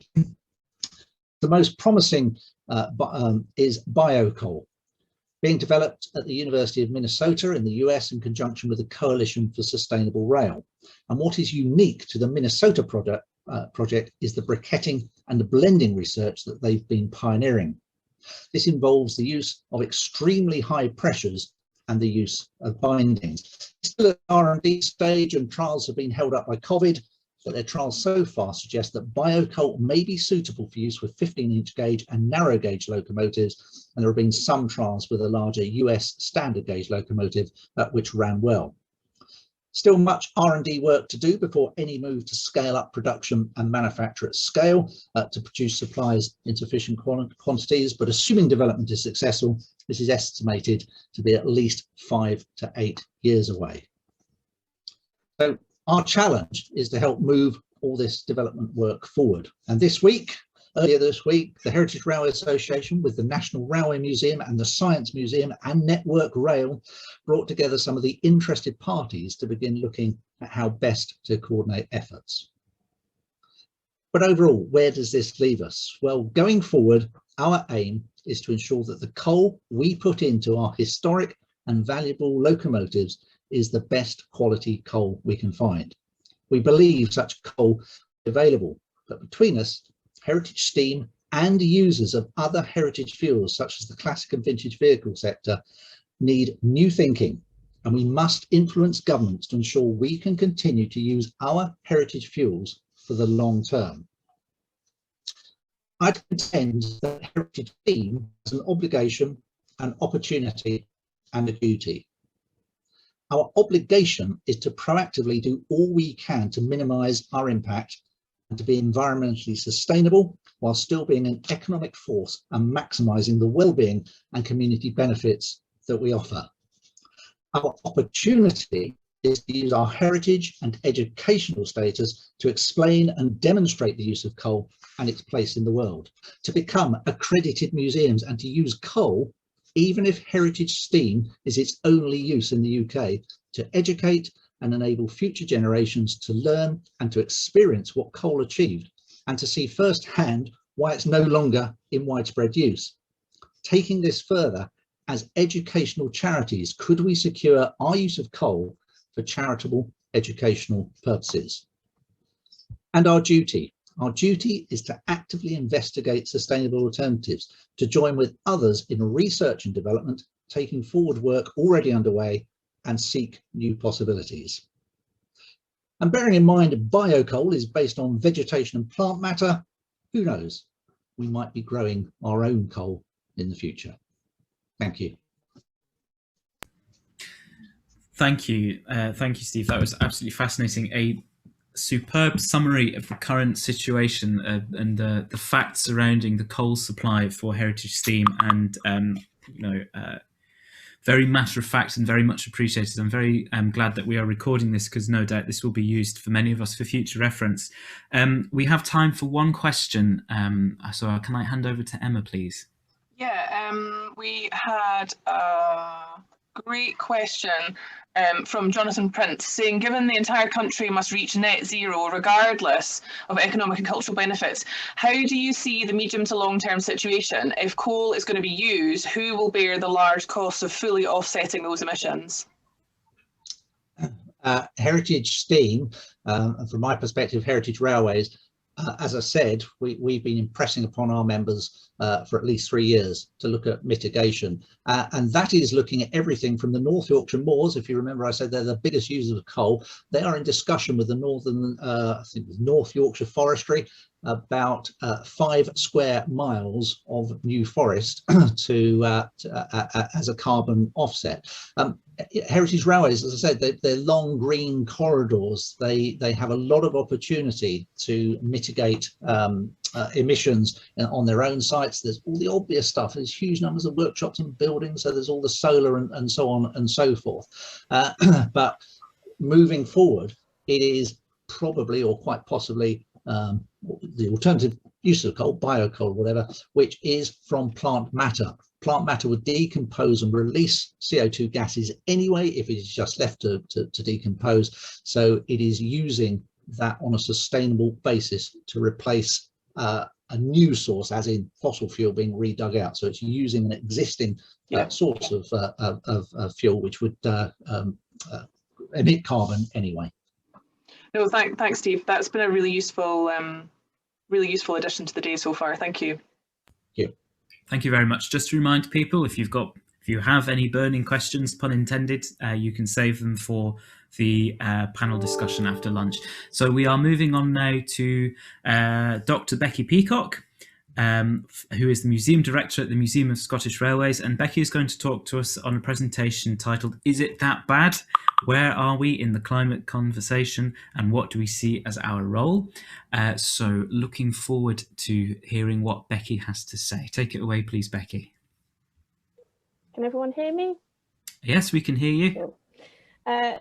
So yeah, thank you for having me today. It was the topic itself really kind of got me thinking about what I was going to really talk about, and I had 101 ideas when I first heard it, but I think I ended up asking myself a lot of questions, and these are the questions that kind of really hit me. If you don't know the situation with the Museum of Scottish Railways, kind of our history, we as a museum are based actually on the Bowness and Kinneil Railways, so we have a very strong connection with a heritage railway, and the railway itself runs a number of collection items from the museum. So although we don't run them, they are still run. So I suppose let's start with my first question. Is it that bad? Well, when you're faced with pictures like this, lovely steam locomotive, this is Morrisshire from the National Museums of Scotland collection, and we actually have had this at the Bowness and Kinneil Railway. for a number of years, currently not running though at the moment. Puffing out black smoke, it automatically makes most visitors and most people with kind of feelings about environmental impact start to go, well, you're polluting. You know, this is a huge polluter. Why are you still doing this? What is the problem with you? Can't you do something else? So, you know, we all know that coal has an impact, and the impact of the Industrial Revolution to the role, you know, the impact of the climate crisis. But should we stop running these historic engines powered by fossil fuels? Is this the end of the line for us? I suppose, though, if you change the image, does the conversation change? So one of the things that Heritage Railways in particular have started to think about is what we show to the public. If we pump out black smoke like here, we're going to get a lot of negative comments thrown at us. But if we change the picture, lovely steam locomotive, not full of black smoke, we start to have a bit of a more positive attitude coming towards us. And so it's about what image do we put out there and how do we engage in those conversations. Now, I'm sure anybody involved with historic vehicles and running them on fossil fuels have heard some of these conversations that have been thrown at them over the time. I think my favourite one I ever got was, I can't put my washing out because your trains are going past. Didn't matter that the railway had existed since 1865 and the house hadn't been built since 2010. We were unfortunately you know, causing problems with their washing. And so a lot of people, not just visiting us, but living beside heritage railways, can have a lot of negative feelings around what we do. But the thing is this isn't just in relation to steam locomotives. It's interesting that a lot of conversations also come around the use of diesels. So the last three on that slide, they are too noisy, they smell, and the best one I ever got was, you shouldn't be allowed to run that in the station, it's disturbing me. We're all around the use of heritage diesels and not steam. And so I think there's a lot of conversations to be had around both, although coal is obviously at the forefront at the moment. So my question, and I'm going to be posing quite a few, unfortunately, during this, is, are these the conversations we should be having? And do we need to come at this from a different direction? So this quite links into Steve's previous talk, and that is about the fact that we need to speak about the reality that we live in and put it in context. So Heritage Railways use 26,000 tonnes of coal a year, with a total heritage use of around 35,000 tonnes. But when you equate that to the UK usage of 12 million tonnes in 2018, it doesn't sound too bad. Now, we produce about 0.02% of the UK's entire CO2 emissions in 2018. Again, it's a small number. And we can use that to balance it against the 13 million visitors, 4,000 employees, 22,000 volunteers, and about a £400 million economic value that we bring to the UK. It provides a much more balanced argument, but we do have a role in educating the public, and not only just the positives that we bring, but the negatives of running historic engines too. And many of the comments that we get thrown at us on a daily basis come from a lack of understanding or misinformation. I'm not saying we don't have an environmental impact, but I don't think it's as bad as some believe. So what should we be talking about? When faced with questions about why we run heritage vehicles, many of the answers will always be centred on, we're preserving heritage. But as a museum itself, the Museum of Scottish Railways, as well as the National Railway Museum, do this without running our engines. We do it through static displays, and we can also talk about the history of coal without using it. And so actually, what is the benefit of running heritage vehicles over actually just having them in museums like us? Now, running heritage vehicles isn't just about the preservation of these. It's about preserving the skills that if we don't run them, we lose. You know, huge amounts of skills that would be lost overnight. It's a greater understanding can be gained from seeing them. It's a multi-sensory experience, which unfortunately, as much as I try, I couldn't replicate efficiently in the museum. And it's also a place in STEM learning. So we have a huge positive impact and things we can be talking about when we're looking at our environmental impact. Obviously, as a museum, I want things in the museum to show, but I do also have a love of seeing the steam locomotives running up and down the Bowness and Canil Railway. And I think it's a balance that we need to find.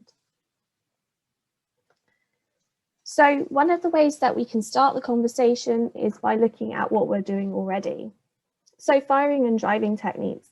Many heritage railways are looking at how to reduce waste by looking at the firing and driving techniques that they use. And this is actually really a great conversation to have, particularly when you look at locomotives like Merchant Navy class locos such as Clan Line running on the main line or Canadian Pacific on the Watercress line. These really large vehicles use a lot of coal, and they do have a large amount of waste as well while running. And so the Bullitt Owners Group have been exploring manuals to reduce waste and increase life of the engine. So this is all going on, and we should be talking about it to visitors. Improved insulation, obviously new technologies that Steve spoke about, biocoal, which is always a good one. But we're also exploring the use of hydrogen as well. So we are out there exploring new technologies, and we need to actually educate the public on what we're trying to do, although these might be a way off in the future. And it's about being carbon neutral. We need to look at carbon neutral strategies, which other museums and heritage organisations are looking at. And it could be picking the brains of people like the National Trust or the Science Museum Group, who made an announcement recently about their carbon neutral strategies. For me, the biggest positive and biggest argument we can get involved in is our relationship to our environments. Lovely picture of the foreshore with one of our locomotives running across it. Lovely picture of full colour. And the thing is that we have a great relationship to our environment as heritage railways and museums in particular. Heritage railways have a minimum environmental impact, as nearly all are located in rural areas. And many run through some of the most fragile and valuable habitats for wildlife. Heritage railways and other organisations should be looking at what is going on in the wider sphere. So this could be things like the Network Rail Biodiversity Action Plan that was written in 2019. And what's really important is that they identify over 10 million trees, grow 60 metres either side of the railway. So this is where we can start to look at our impact on the surrounding environment that we manage. Railways provide corridors which are important landscape and ecological resources within the rural and urban scene, and they increase connectivity between these habitats. It's important to understand our relationship to our surrounding environment, both in the impact that we have, but also in what we add to it. There have been a number of studies on railway plant species, and one in particular has been found to become less widespread since the stopping of steam on the main network. And so we could actually see the reduction and loss of many plant species that heritage railways have running along them. It's important to note that the environments surrounding heritage railways include some of the most varied grassland, woodland and moorland, which are floristically, I can say that word, of floristically richer species than elsewhere in the country. I think it's important to balance arguments. And one organisation that does well at balancing arguments is the Canal and River Trust, which looks after the inland waterways in the UK.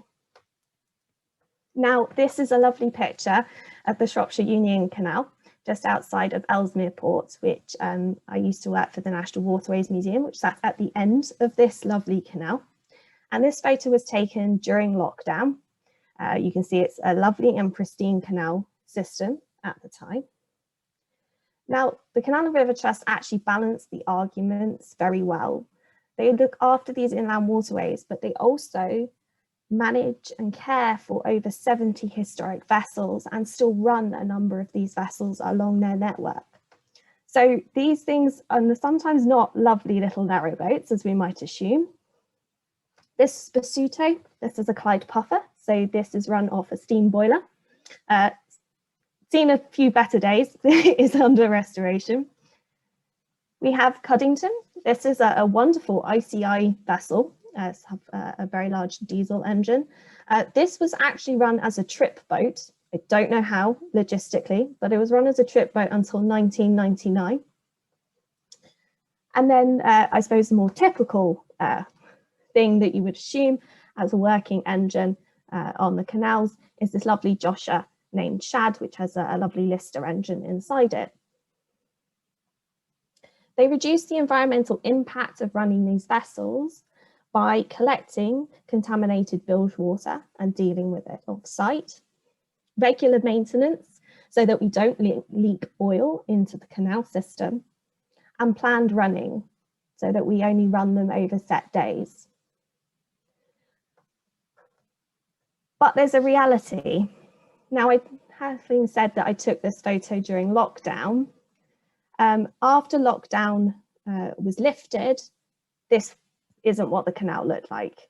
The canal was covered in pennywort and pygmyweed, which eventually cut off the entire museum for a number of months. And this made the entire system impassable. The reality is that the biggest threat for the Canal and River Trust and the inland waterway systems was the 14 million pieces of plastic that gets dumped into the canals every year. It's the invasive species that have been introduced to the inland waterway systems, such as pennywort, pygmyweed, water fern, and zebra mussels, not the running of the heritage vessels that they own. And so it's important to balance those arguments. I'm going to leave you with, I suppose, a question. Where do we go next in the conversation? With COP26 drawing closer and the climate agenda becoming the forefront of most conversations, we need to enter the conversation and we need to get better at it. We can't keep saying that our benefit is about money, visitors, also about protecting heritage. I think people are becoming deaf to that conversation. So we need to look at our environmental impact and what we bring to the environmental conversation. We need to understand how we can reduce our impact, but also what we add to the environment. And this can be done through partnerships with environment organisations who can do studies about not only the wildlife that lives around our kind of heritage railways and sites, but also the plant species that are very much dependent on those railways running.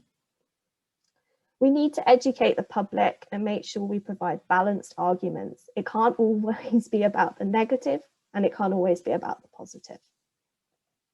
We need to start creating environmental policies and share these publicly. We need to get better at telling people about what we do. And finally, talking about the strategies that we use and about the land management that we do on a daily basis. Well, thank you. I don't know if I answered actually anything from this, aside from possibly more questions. That was fantastic. Thank you, Becky. I think one of the most important points you made is taking environmental or carbon neutrality, as in they are separate things, but treat them as a whole. Take neutrality as a worst case scenario and work towards actually improving where you can, and not just making the argument, oh well, we're neutral, we're offsetting. It's what can we do? And it ties back to mentioned earlier, the green corridors, although Nina Baker in the comments made a very good point about how Network Rail are felling trees along lines. But I really also appreciated bringing in the waterways perspective as well. We have time, lots to think about there. Yes, I agree, Robert. We have time for one question. Emma? Yeah, I thought a good question might be, are any of the running heritage engines actually recording the efficiency data and assessing how much impacts like better insulation, how that might actually be impacting the engine? So we aren't doing that on the Bowness and Canal Railway. I think it's something that, obviously with the Heritage Railway Association, we need to start recording and having that as part of the conversation. It's about collecting the data so that we can show that to the general public, to broaden their understanding of what we do.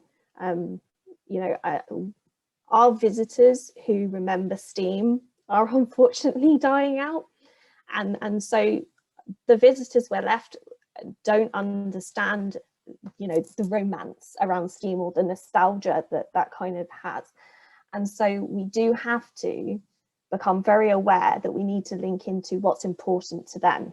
And unfortunately, that doesn't always align, but I think there are ways that we can kind of think out the box. We need to get better at not just repeating the same argument over time, because to be honest, I don't think a 18-year-old person is going to care that we're protecting a steam locomotive because they never saw them run. It doesn't matter to them. They could go to a museum and see the same things. So I think it's about, changing our perception. Excellent. Thank you very much, Becky. So we'll move on to our next speaker now, who is Victoria Robb, Education Manager at National Mining Museum Scotland, and her talk is titled Fueling the Future. So Victoria, we're ready to hear from you when you're ready.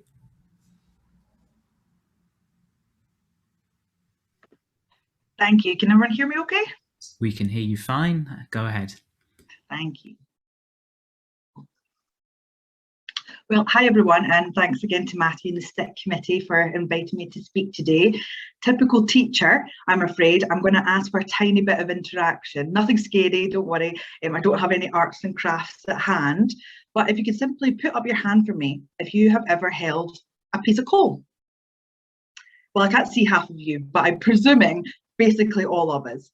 Well, the other week I was teaching via video call 2 primary 5 classes with 58 pupils in attendance.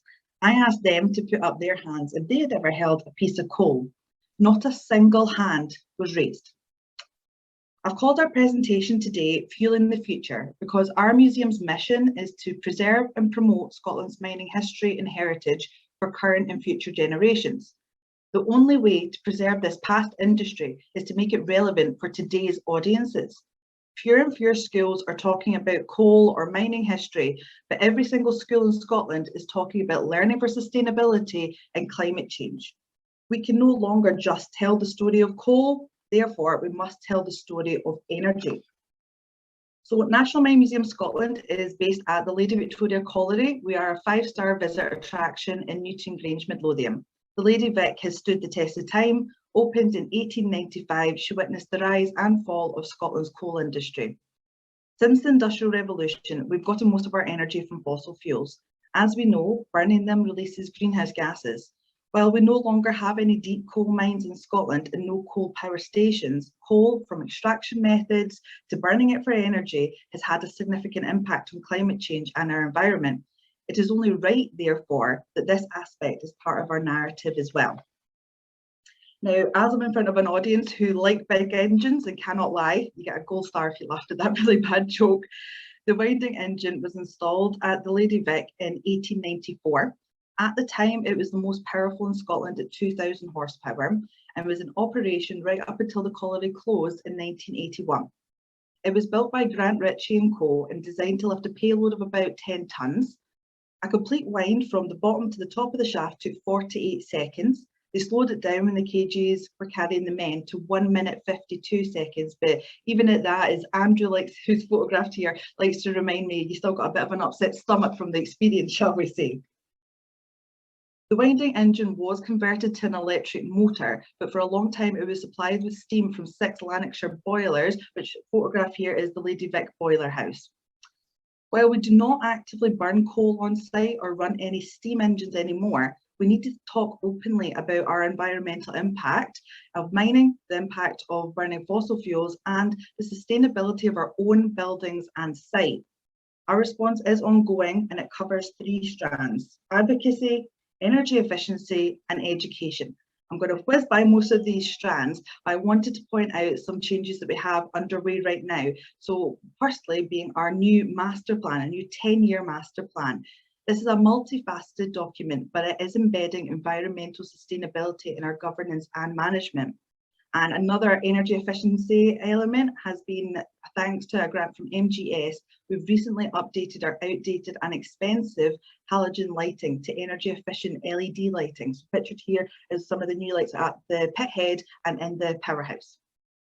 So education, well, heritage education is vitally important in the climate change narrative. We can allow people to study and interpret connections between the past, present and future. And through education, we can help shape that future. Going back to the start, when I asked you to raise your hands, that same class, I asked them to raise their hands if they had ever seen a solar panel. Every single hand was raised. Why do we think that was? Well, part of it was because climate change and learning for sustainability are embedded in the Scottish Curriculum for Excellence. Will every school in Scotland cover mining history? No. Will every primary school in Scotland cover climate change? Yes, absolutely. Therefore, the most important element in creating our formal learning programme is relevance. Everything we do must reflect our collection and mission. It must be engaging to our intended audiences, and it must support the Curriculum for Excellence. I'm not going to go into the curriculum too much, but I will highlight learning for sustainability. So what actually is that? Well, it's an approach to life and learning which enables learners, educators, schools and their wider communities to build a socially just, sustainable and equitable society, including elements such as global citizenship, outdoor learning and learning for a better world. I'll be giving some examples in a moment from our formal learning programme to kind of give that some more context, but I would thoroughly recommend, I put a link there to the Scottish Government document. It's a great starting place for information. Now, as mentioned, climate change and renewable energy are well placed within the Curriculum for Excellence, as they've been built into the experiences and outcomes as a theme for interdisciplinary learning across the curriculum areas of sciences, social studies and technologies. This quote from the Scottish Government's document, the link to that document's below, clearly shows the vital role we as heritage organisations must and are playing. Now, to give you some examples from our formal learning programme, which spans nursery, primary and secondary. Heritage education lends itself perfectly to learning across several areas of the Curriculum for Excellence. For instance, pictured here is an entry from Julia, aged 10, from last year's National Children's Art Week, which we took part in. We provided learning materials about non-renewable energy and renewable energy and asked children and young people to create a piece of art which reflected what they had learned, but also what they wanted to demonstrate for the Children's Art Week theme of the natural world. It doesn't have to be in your face climate crisis type activities. We're building in discussions about energy and our social responsibility across activities, resources and workshops. Now, Craig's already talked about the Powering Up workshop, which was absolutely fabulous. So I just want to mention our legacy aspect. So we built into our energy battle workshop. Now pupils directly compare non-renewable energy, coal, with a renewable energy source, and they pick from the 3 that Craig mentioned. We then add to this, so pupils are given a voice, they're given space to discuss the pros and cons, to talk about reliability of energy sources versus the environmental impact. And then they either have an actual debate, create posters, or one school went on to actually make a full classroom exhibition from all their learning and the work that the children had done. We've seen from this improved problem solving and reasoning as a result. The Energy Lab is a small, hands-on renewable energy exhibition which will be linking with future exhibitions as part of our new master plan. It provides a topical and relevant context to stimulate discussion and debate. Now, this is one of my favourite activities, cookie coal mining. It was newly developed at the start of lockdown last year. Since then, it's been used by hundreds of pupils across Scotland.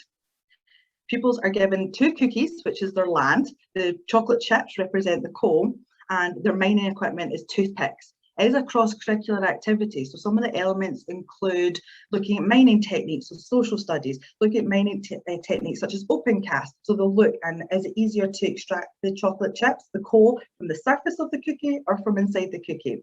We look at the environmental impact. Pupils have to trace around the cookie at the start, and then once they're finished excavating their bin, so the waste products, the cookie, they have to try and put back inside the circle. Really visual and really tangible.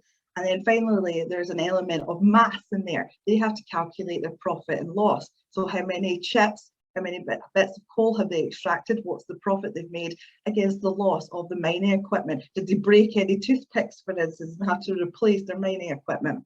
It's a really tangible, really visual, fun and delicious activity. This one is one of our outdoor learning activities for early level called Mining Mini Beasts. In class, they learn about the different animals and insects found above and below ground in mining areas. They then explore either at our museum's green space or in their local green space to find those mini beasts, and then go back to the class and we have discussions about the sense of place and the STEM, so science, technology, engineering and maths. All those elements across the curriculum for excellence are covered by this one outdoor learning activity. This project was a bit different. Y2K is a community-based youth charity working with disadvantaged young people aged 11 to 18, many of whom do not engage in formal education. It was a youth-led project called Mayfield Explorers, which really aimed to develop a sense of place in the young people and therefore reduce vandalism and fire starting. We ran skills development workshops including photography, map reading, how to use an archive, local history tours, and we arranged visits to sites. So pictured here are some of the young people at East Houses Colliery. They thought it was just an old car garage and they used to meet at the woods pictured at the back for parties. They had no idea that it used to be a coal mine. And we also arranged meetings with ex-miners, and the young people decided they wanted to talk to the ex-miners in a sort of Sky TV interview. So they made little placards of questions and afterwards blogged about what they'd found out from the ex-miners. This project might not seem like it's related to climate change or helping the environment, but it is. We're providing information and context for their social responsibilities. During activities, the young people asked questions about why there were no coal mines anymore, why things have changed. They drew their own conclusions about the impact of mining as an industry. They began to care about their local history and places. As Tilden says, through interpretation, understanding, appreciation, through appreciation, protection. Well, vandalism dropped. Fire starting by those involved in the project stopped. Simply put, they care. Therefore, they are now engaged in protecting it. And as an added bonus, all of the young people involved either achieved a Heritage Hero Award, Dynamic Youth Award, or Saltire Volunteering Award. This gave them a great sense of pride of achievement, which will last for a very long time. All of these activities that I have very quickly whizzed through have been successful. They've engaged thousands of pupils and ensure that we are preserving Scotland's mining history in a relevant, creative and memorable way. Coal and fossil fuels may not be the energy of our future, but through our education programme, we are fueling the next generation of decision makers. So thank you very much for listening. Thank you very much, Victoria. That was amazing. I think there was a lot of appreciation for cookie coal mining. Yes. I think anybody here working in learning and access will have squirreled that one away for future use. I think also the point that you make, it's extremely pertinent, isn't it, that we assume that everybody held a lump of coal at some point in their life. And I think that what heritage organisations need to realise is that the exponentially increasing speed of technological and societal change means that things that changed very slowly in previous decades are now changing very quickly, and we need to adjust for that. And as you say, that feeds into educating and therefore allowing appreciation and protection and care, which all feeds. There's no point in us preserving these things if we're not teaching people to value them or why they're important. So we have time for a question. So if I can hand over to Emma, if there's been any questions. Yeah, Can I interrupt for 1 wee second? As I was speaking, someone asked for admittance. I didn't push it because I didn't want to start pushing buttons, but it was just in case they were still waiting there. So I should just say sorry. That's it. No, Nina's made a good point about the concepts of energy density versus energy in versus energy out, and being really clear about the comparisons between different types of fuel and energy. And I think that's something that we've been speaking about today, and about things like batteries require minerals, and that has to be mined. So yeah, I mean, I'm not really more of a comment than a question. But if you have anything to add to that, ties in really well with our next thing. So we take part in the Midlothian Science Festival every year. So an activity I'm working on right now, which Craig, you're about to get an email about this one. It's called Powering Your Town. And from the lessons learned from powering up in the energy battle, more and more children, they start off the workshop with, oh, coal, no, it's dirty, it's bad, like Steve said. But by the end of it, actually, they're seeing more of the pros and cons from both sides of things. So Powering Your Town is the next one we're working on, where they have to make a sustainable energy plan for their town based exactly on reliability, environmental impact, and they have to weigh all these decisions and make a full plan for their town. And I'm being really mean, I've put in like a swimming pool that they've got power and like museums and everything like that. So that's an activity we're working on. So it's really difficult, like Craig was saying, it's really difficult to cover all that information. And bearing in mind, I think all of us at some point today as well, 30 minutes, right, you need to make it tangible, you need to make it hands-on, and you need to keep their interest in it while covering a lot of facts. So yeah, it's that fine balancing act for it. So yeah, great point, absolutely. And I'm sorry. Slight digression, but if anyone ever played SimCity back in the day, you had to do all of that, and you had to not put the houses next to the industrial bits because the people didn't like that. So yeah, maybe there's something in it. There you go. Thanks very much, Vicky. Thanks. Thank you so much. So we'll move on to the last speaker of the session, which is James Mitchell, who's been sitting very patiently, as we are running a little bit late, but we will push lunch to a little bit later to accommodate. And so James is going to give us his talk, Smoke on the Water, and he gets 10 out of 10 for a talk title. And Jim is Director at Industrial Heritage Consulting and is also heavily involved with the Maid of the Loch project. So if you could take it away, Jim.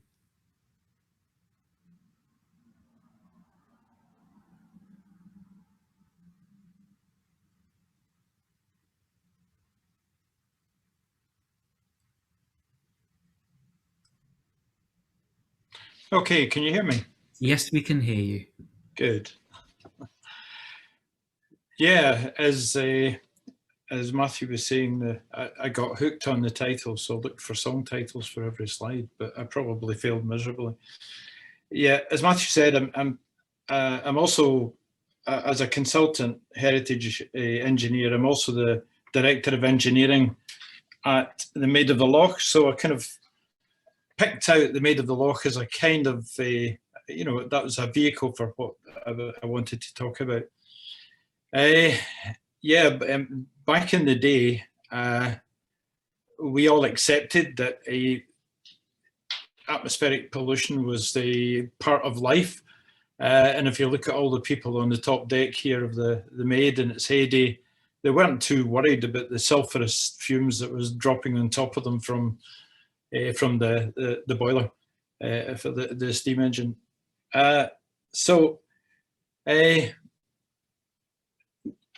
In these days, no one seemed to really bother too much about sulphurous emissions. It was all part of the day out, really. And you can see the people here are quite happy with it, I think. But do their children and grandchildren feel the same way 40 years on? Probably not, or at least they're becoming more aware of the issues, as has been well covered in previous talks. I'm talking about this particular project as it's one close to my heart and quite a few others. But I think the challenge here is applies to us all in the heritage field. So, as I said, emissions were commonplace in these days, and they were quite visible and fully accepted because it was what people saw as part of their everyday life. Indeed, all part of a day out in a pristine place like Loch Lomond, for smoke to be pouring from the chimney of the paddle steamer wasn't seen as anything that was particularly outrageous. And quite acceptable, and probably some people drew some comfort from the smell of coal smoke. And if you're old enough, you may agree with that. That when you smell coal smoke, it brings back memories of something that was quite nice, quite pleasant.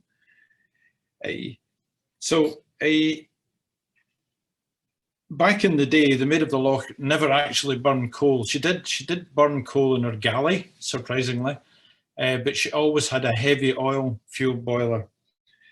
Now, for people who don't really know about heavy oil, the title just doesn't say everything. If you can think of black treacle or molasses and the consistency of that, if you poured it out of a bottle or a can, you can just imagine what it's like.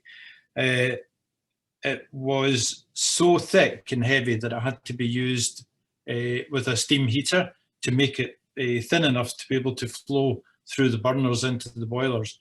So it was a pretty nasty stuff, really. But no one really gave it that much of a thought in the day. So here we are with the ship, more or less as it was taken on by the Loch Lomond Steamship Company, that was formed to do something with the ship, because it was pretty much reaching the end of its days, and if it hadn't been on Loch Lomond, it would have been probably scrapped quite quickly. So it lay for 40 years. It was emissions free, quietly mouldering away, but now we've brought her back onto steam, and using a temporary shoreside boiler. It's much more efficient and cleaner than the original heavy oil fired boiler. It's as Paul said earlier on, it's actually a marine gas oil, which is basically just diesel. And of course, nothing comes out the chimney of the boiler, which is in a shipping container on the pier. So everything looks fine. But things have changed. On the nearby A83, which runs up the side of Loch Lomond, I mean, I drive up and down that road regularly when I'm travelling to the ship, and there's probably more coming off the traffic on that road than would ever come off the ship with a couple of cruises a day. But you know, it's not something that we can use that as an excuse for not doing very much. Okay, so why is she important?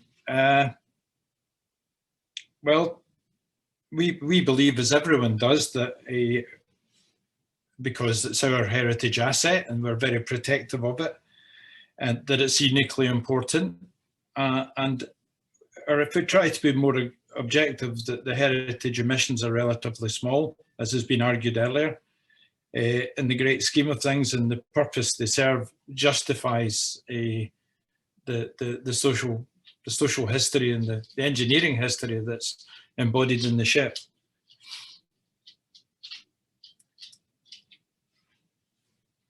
But is that enough, really, to be if we look at world shipping, for example, most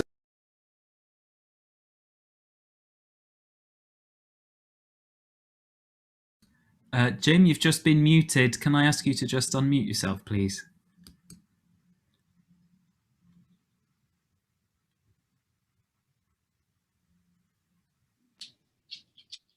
Thank you. That's better. Yeah. most of us never see all the goods and materials that are brought to us from all over the world. Most of us never see these container ships, cruise ships, tankers, you name it. But these vessels all still are fueled by heavy oil. They don't burn them in boilers anymore, but they burn them in diesel engines that are modified to take the cheapest type of fuel. So to argue that everyone else does it, so what we are doing is not contributing very much, I don't really think that's a valid argument nowadays. So I think the view that's developing within our organisation is that we can't just keep our heads down and hope that no one will notice. We think we have to be proactive going on. We're in quite a good situation in that, well, maybe not everyone would think it's a good situation, but as yet we haven't purchased our boilers. So having listened to some of the things that were said today, I think there's a great potential for considering other types of fuel, and we'll watch with interest over the next year or so how these new experimental fuels develop. It may well be, just off the cuff from listening to this, that you know, when I was horrified to listen to the fuel consumption of Waverley, and although our ship's smaller, we would be burning, you know, high levels of diesel oil as well. So maybe our boilers won't be diesel oil fueled. Maybe we can look at biomass, and maybe we can look at the torrefied fuels that were described by Steve. So what can we do? I think we feel quite strongly that we've got a platform here to develop all sorts of ideas. We can look at new technology, and we can think outside the box a bit about existing technology.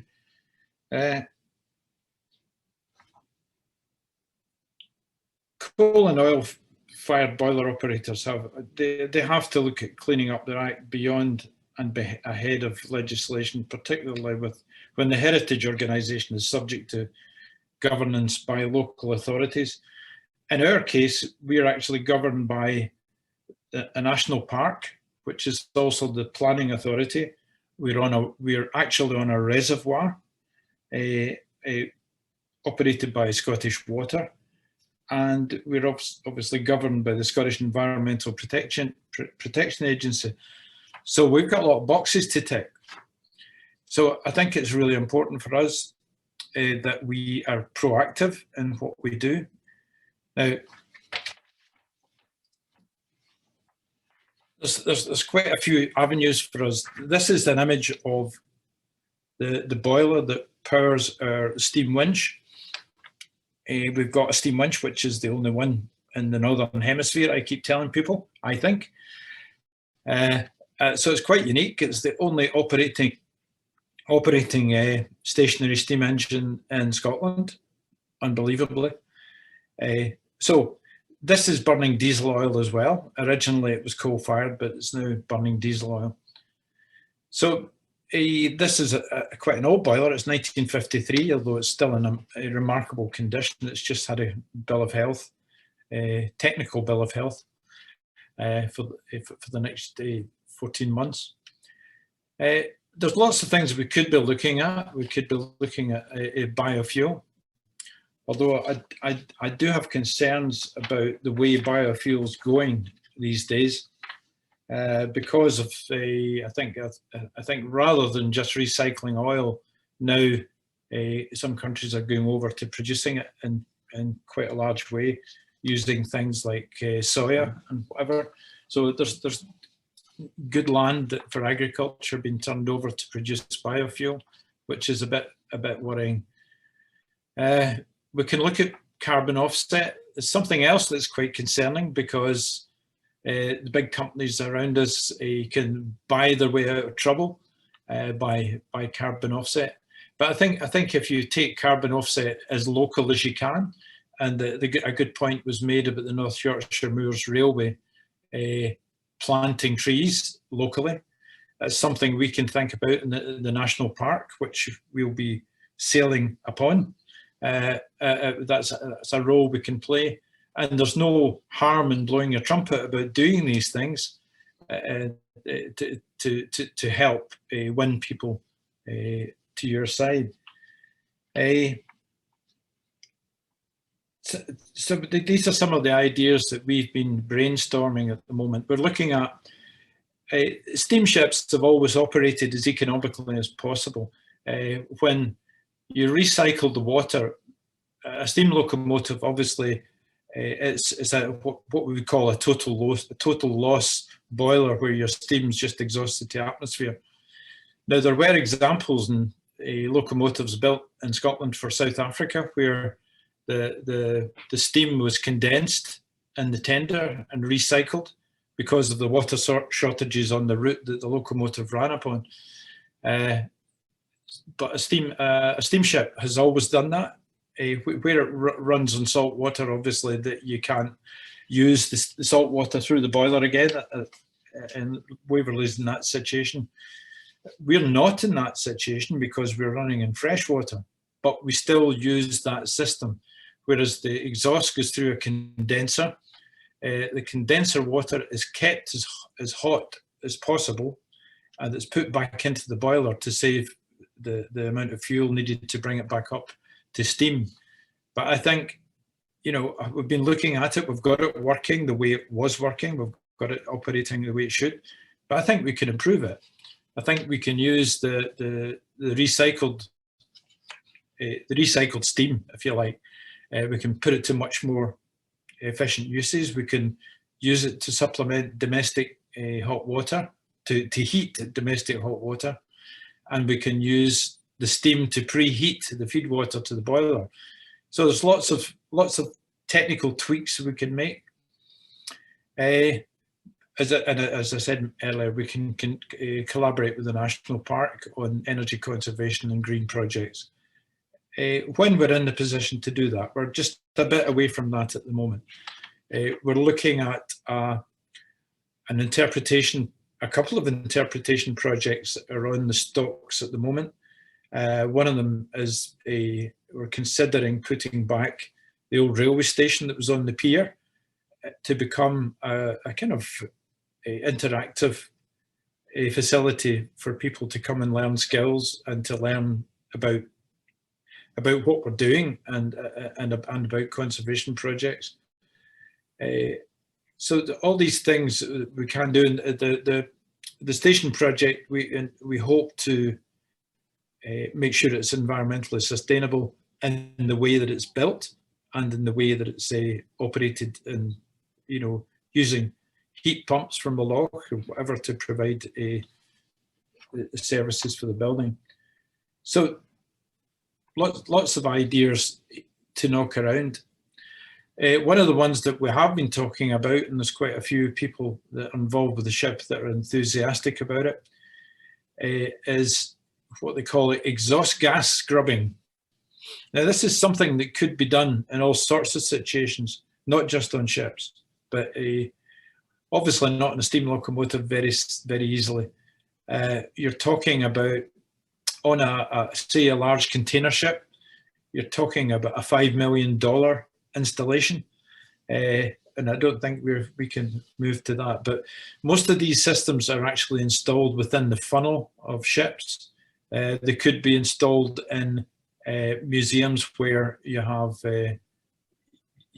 likes of the Lancashire boilers, where you have space that you can put in systems like this, which basically is very simple, really. It's a cascade simple system where you use water wash to knock out the solids in the fuel. The sludge is taken off that and disposed of. Now, on many ocean-going ships these days, that sludge is disposed of by putting it in the sea. The same with the water wash treatment, and of course that's not possible But that is being refined. These ideas have been worked on at the moment, and they're looking at systems where you can knock out the CO2 as well and the NOx emissions. So this is quite a simple system, and we're kind of toying with the idea of maybe designing something up that we can hide inside the funnel of the ship. So it's about getting ahead of the game, really, and no one's actually mentioned this so far, but one of the big issues is how funders are going to see us in the future. When, you know, after the climate change conference in October, November, it's going to be in everybody's mind. I think we'll find that funders and local authorities and whatever might just be a bit more zealous than they were before, depending on what comes out of it. So I think we have to be ahead of the game on this.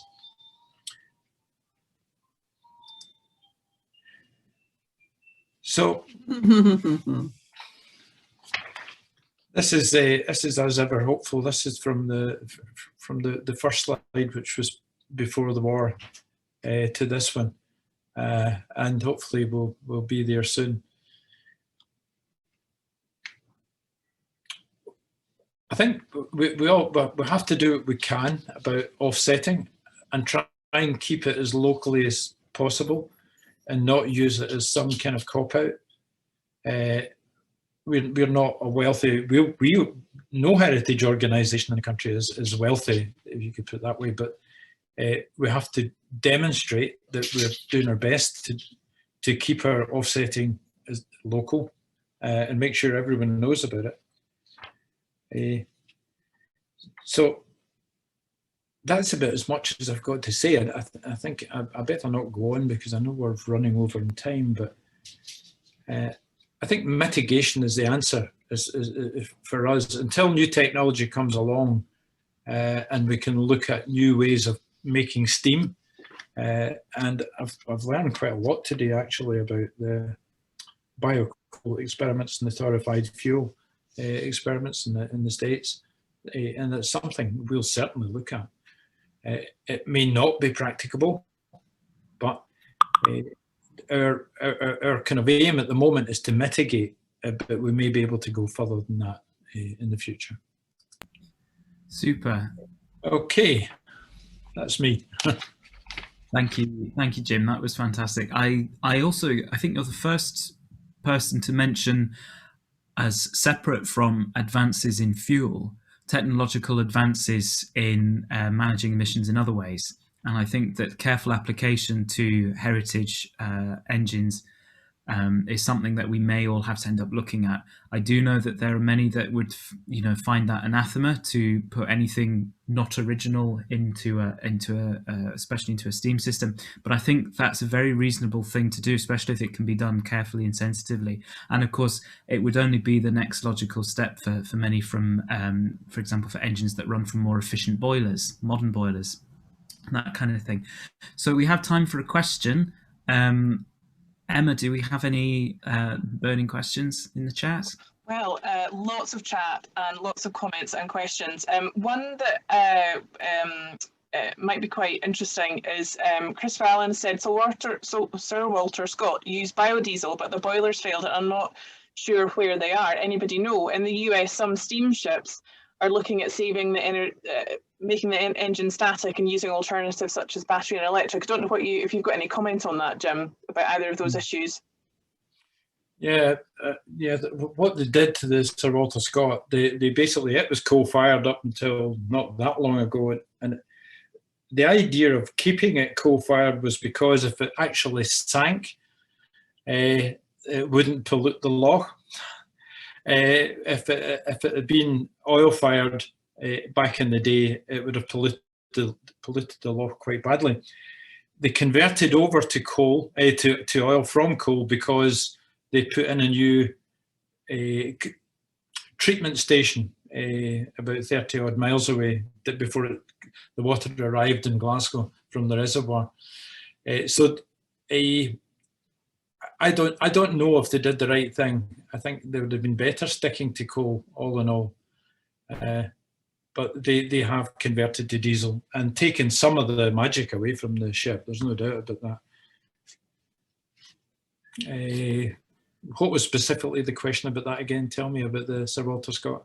No, I think that probably covers it. And the other part of the question was about making engines static and using alternatives like batteries. I know this is a conversation we've had in committees and things as well, but if you had any thoughts on that.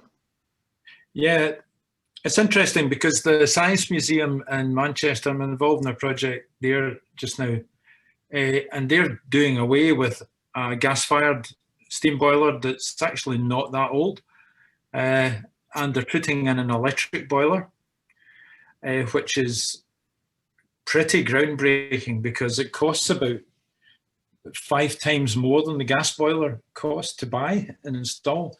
And they're going to have to dig up half the streets in Manchester to run the power cables to supply it. But the idea is that they'll buy their energy from a green energy supplier. So it all fits into the Science Museum policy going forward, I believe. So that's quite groundbreaking.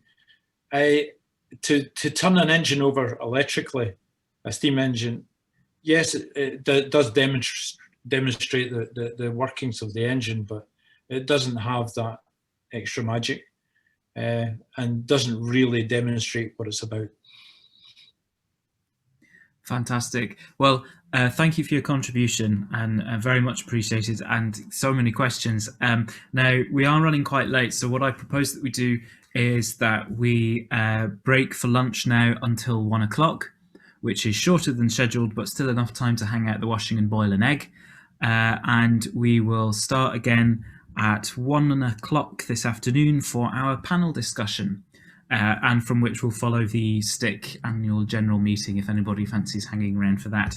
So those of you who need to go outside, stretch your legs, and just thank you once again to all of our contributors this morning.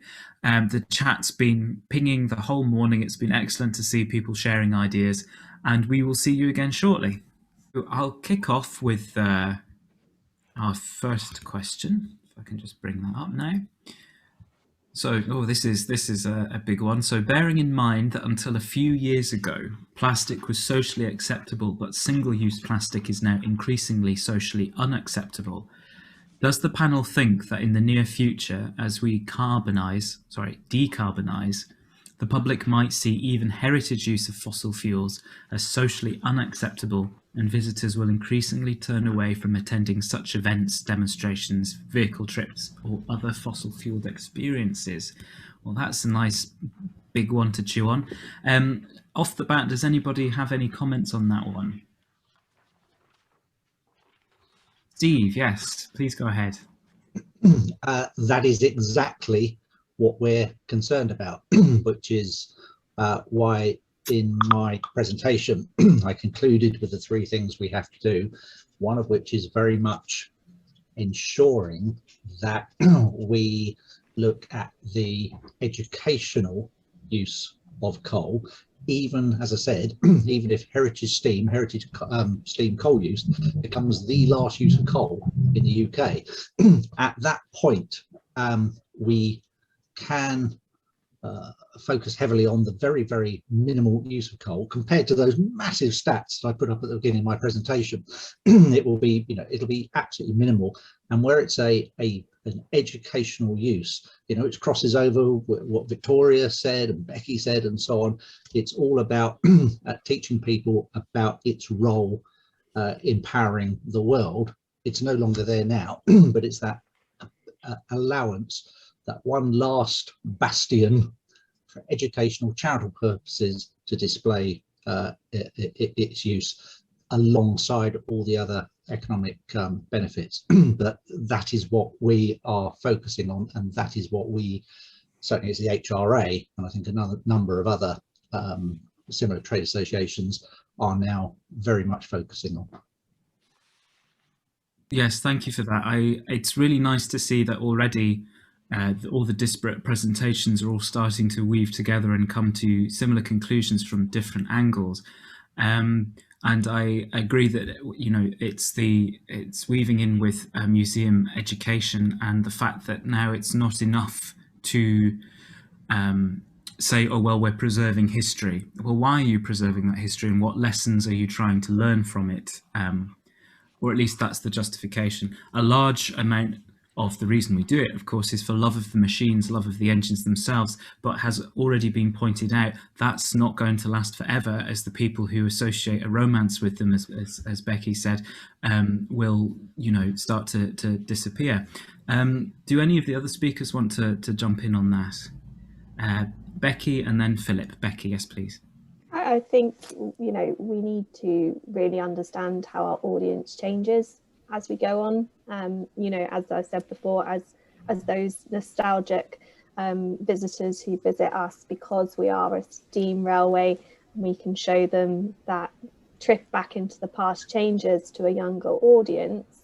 There is the argument that actually maybe the relationship that our museum currently has with the railway we sit on, we will become the forefront and the railway will become the lesser of the attraction. And a lot of people are still supportive of museums, but probably not supportive of running steam locomotives and those sorts of vehicles. So they're going to ask the question, can't you just do the educational element without running them? And there are arguments, yes, we can. There are obviously arguments, no, we can't, because there is that sensory experience you completely lose. And you don't want to lose all of those elements that you can't just, I think you lose part of it by explaining that smell. You just can't, it's an intangible. But I think we're going to have to move with the times because the audience is becoming more discerning and they're asking more of us as organisations. And I suppose from the Museum of Scottish Railways point of view, it's a difficult relationship to kind of be in. We are a museum, but our collection is also run at the same time. And so it's hard to understand where we're going to go forwards from that.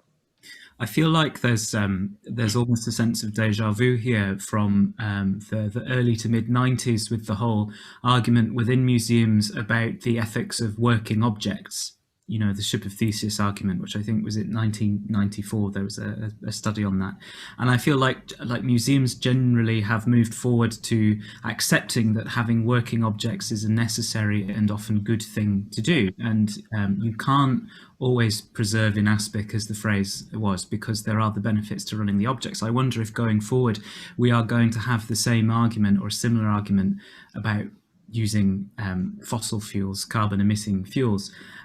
Philip, you wanted to come in just after Becky. Yes, thanks, Matthew. Generally on the point and the initial question, I think, yes, I do fear that it is going to become increasingly a social issue and an opinion against burning any form of fossil fuels. But as I think a few of the presentations have tried to highlight today, that's essentially from lack of education and lack of trying to get our message across. Yeah. I think I'd liken also that to the fact that legislation is going to change. We don't know what the conference in, I think it's November or December in Glasgow is going to bring, but it's certainly going to bring to the forefront in people's minds this issue.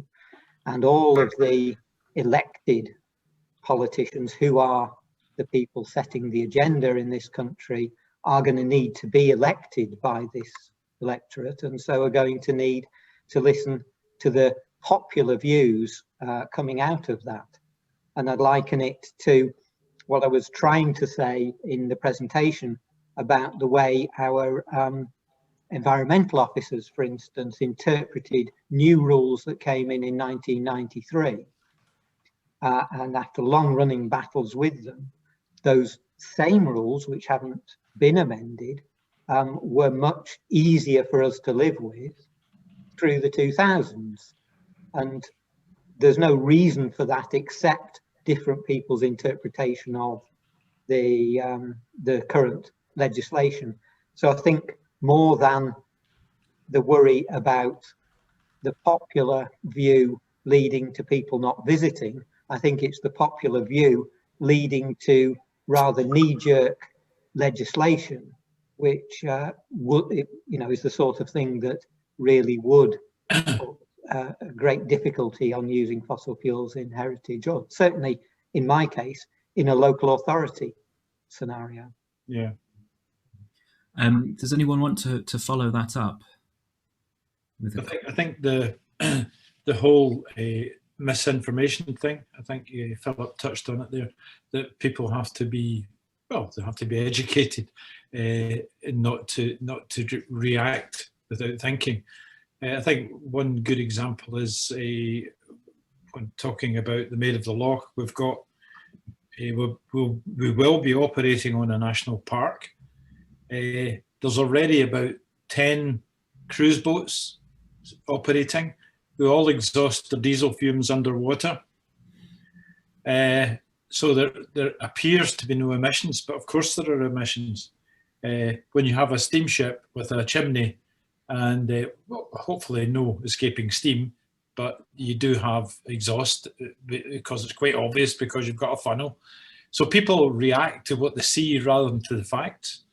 And we have all these cruise boats that are polluting just as bad, and we've got all the tour buses on the loch side driving by. So it's getting the proportion right and getting people to understand what it is that you're doing and who the real culprits are. Thank you. I do think it all seems to be coming back to education, which for many of us is the whole justification for us having them in the first instance. I'd just like to raise a point that a couple are mentioning. James Baker asks, how can the different parts of heritage help each other? And Miriam, if I scroll down, posed a similar question about different parts of the heritage world perhaps working together to lobby. Now, I know that HRA does a lot of this, and HRA is a very large organisation, and then there are other groups working separately within their own fields, but then there are in some instances, you could say, not blind spots, but areas of where the group is much smaller, for example, stationary steam engines. I'm just wondering what the panel thinks about the level of lobbying that's being done. Is it enough? Is there a need for unity across all carbon producing engines, or do we feel that things are moving forward as they should be? Steve, yes, please. Quite simply, we have to work together, and no, there's not enough unity. The HRA, because we've got 300 members, we've got everything. Flying Scotsman is part of our stable, not in our ownership, but the National Rail Museum is a member of the HRA, so we represent Flying Scotsman right down to miniature railways and 15-inch gauge railways. We've perhaps got upper hand. We're also lucky that there's 2 employed people, one of which is myself. A lot of the trade associations and sort of umbrella organisations don't have that luxury.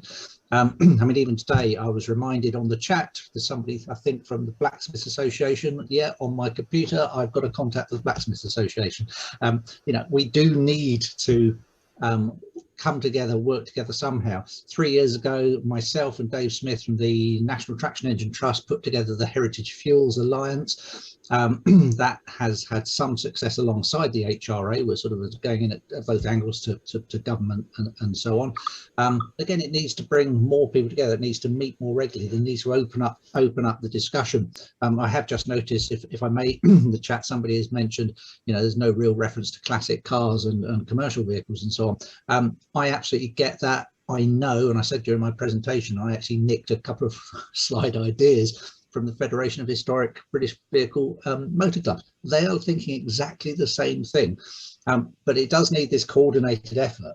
We all know people, we know MPs, we know lords, we know media people and so on, and trying to get that traction going to make sure the voice sings from the same hymn sheet and gets the message out there is vitally important. And it's one of the reasons why I offered to speak today, because I want to get the word spread. I want to meet more people. I've heard some great presentations. I want to talk further with people. It's absolutely vital we do this, because As I said right at the beginning of my presentation, things are moving at an exponential rate now. It's just rocketed away.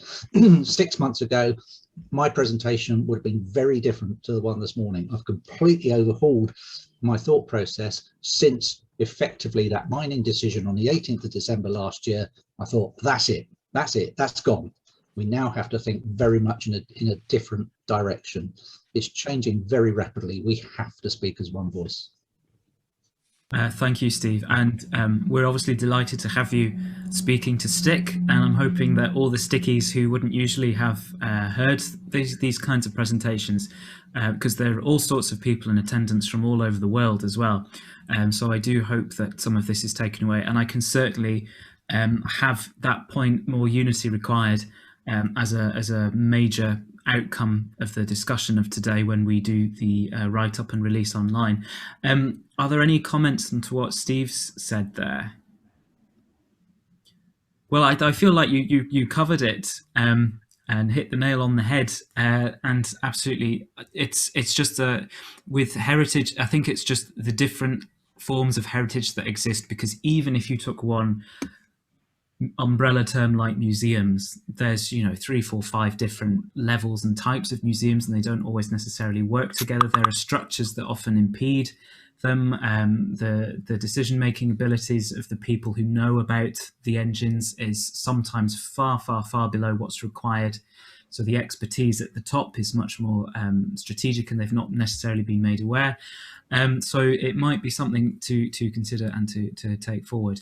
Can I just add one point? Sorry to interrupt. Just one brief point. Something I've also noticed is because we're members of the Heritage Alliance, who do great work in Westminster and with the other governments as well.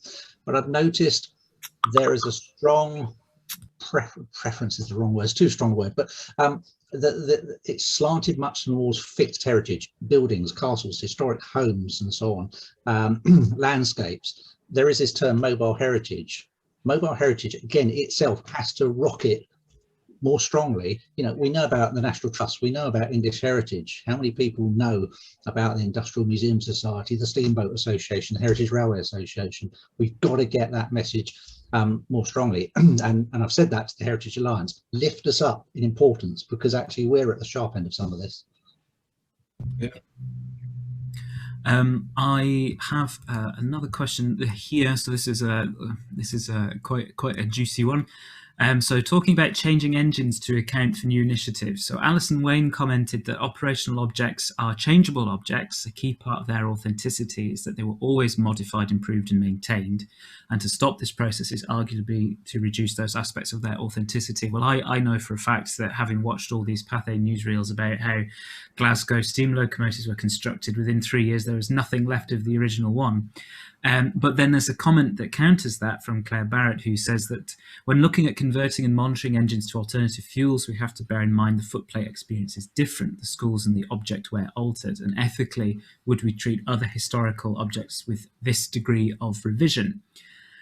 And then Callum Nicholson adds, is it better to have the engine stationary or altered than to not have it at all? So I just wonder, this goes back to something that I very briefly mentioned after Jim's talk about the potential for modifying engines for alternative fuels. And I just wonder what the panel's thoughts on that. I know that some of you have objects where that has already happened in their lifetime anyway. So what's the difference between a historic adaptation and an adaptation to run something perhaps a little bit more fuel efficiently, for example? So I wonder if there are any thoughts on that. Becky, yes. I suppose that for us, it's that balance again.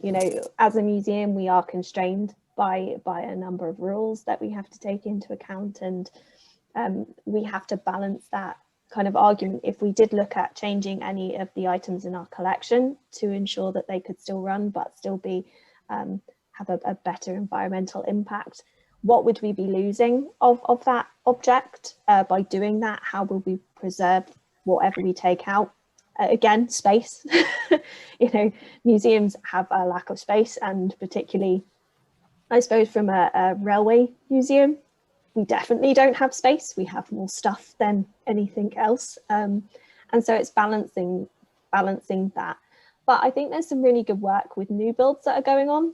And I think that's really important, is that maybe what we should be doing is not, maybe for us, particularly as a railway museum, looking at converting the engines that we have in our collection, but looking at to collect new builds that are going on, or supporting those, so that they can be shown, to kind of show that development itself as well. And you know, we have a really interesting project going on the Scottish Railway Preservation Society at the moment, looking at hydrogen, and that's posed some huge questions. Not only just kind of how is it going to happen and the logistics of that, but how do you store that hydrogen and how do you protect people?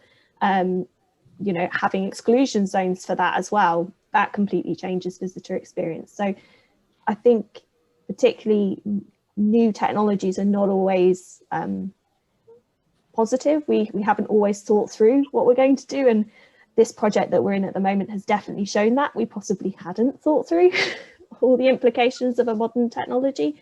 So that's raising some questions now as to, you know, what we're being involved in. Is this just a one-time event, or would we be able to sustain something like this? But we don't know at the moment, because until that project is finished, we don't know how our site's going to have to change, how our visitors going to have to change moving around it, and what the impact that's going to have wider on the entire society. So it's a learning process.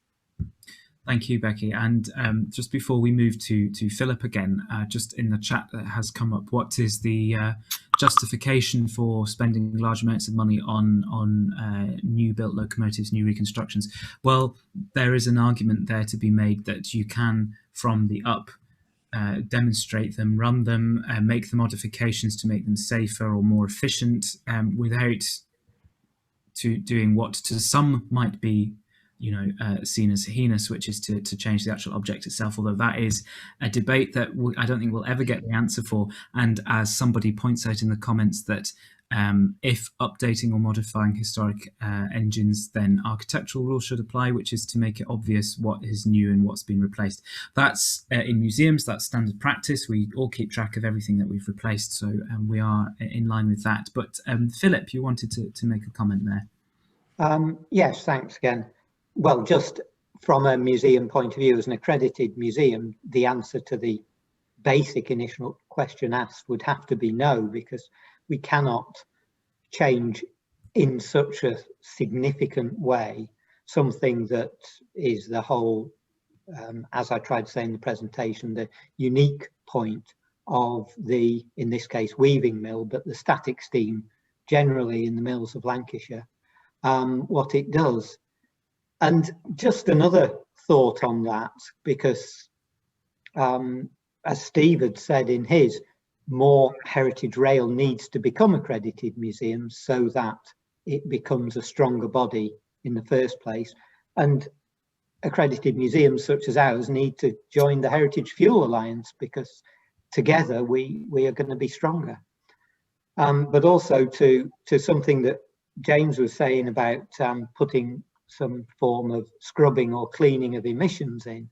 That is the sort of thing you could hide away in a static engine under the undercroft or in the flue refractory at the back before you go into the actual chimney flue. However, if we respond just to some legislation in the next 5 years, who's to say that 5 years later we're not going to be banned from burning that coal altogether?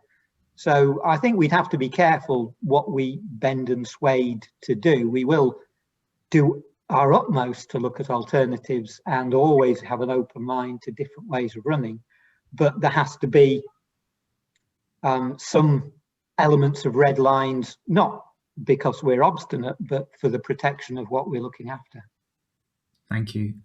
Some good points there, although I'll just mention to the panel Peter Turvey's very good point that accreditation is good, but recognise the challenges it poses for largely voluntary and enthusiast organisations.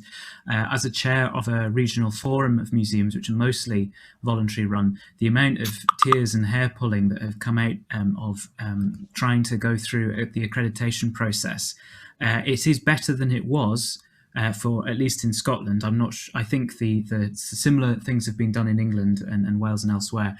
That it has been made easier or at least simpler, but it's just something to think about there. Talking of as well adaptation. This I just as a thought experiment, as an example, this did happen. Or rather, the proposal was made to the Maritime Museum, one of our oldest vessels. We were approached by an engineering company that offered to temporarily and reversibly fit hydrogen-fueled steam turbines to our vessel and run it up and down the Clyde in time for COP26. And after the initial horror amongst the curators, and the subsequent assurance that it would be reversible, and we were shown the plans and the drawings, and we started thinking, maybe. We actually went to the Museums Association and asked the ethics committee, what is the ethics of this? And they said, well, if it's reversible and it's highlighting fuel alternatives and it's in time for COP26, and between the lines, you'll be getting, upwards of £1 million to restore the vessel as an aside, then there's no problem with it. But it's still something that was quite discomforting. And in a way, there's a small amount of relief that now that the wheels at that particular engineering company have moved so slowly that the window's been missed. So it's not actually something we're going to have to worry about. But that was a real world example of the things that we're discussing today. And there wasn't a solid answer. And the people who you expected to say yes said no, and vice versa, which I thought was quite interesting. Is there anything to add to that point from anybody? Peter, you're giving a thumbs up. Is that an agreement, or do you want to chip in? I've attempted to send a chat. I don't think it's worked. So if I can just make the same point as I said in the chat. And when I rejoined your discussion, I'd firstly to introduce, I'm wearing two hats today. I'm the chairman of HRA's Scottish Committee. I'm also the vice chairman of the Association of British Transport and Engineering Museums. And I picked up the end of Becky's comments at about 1:10.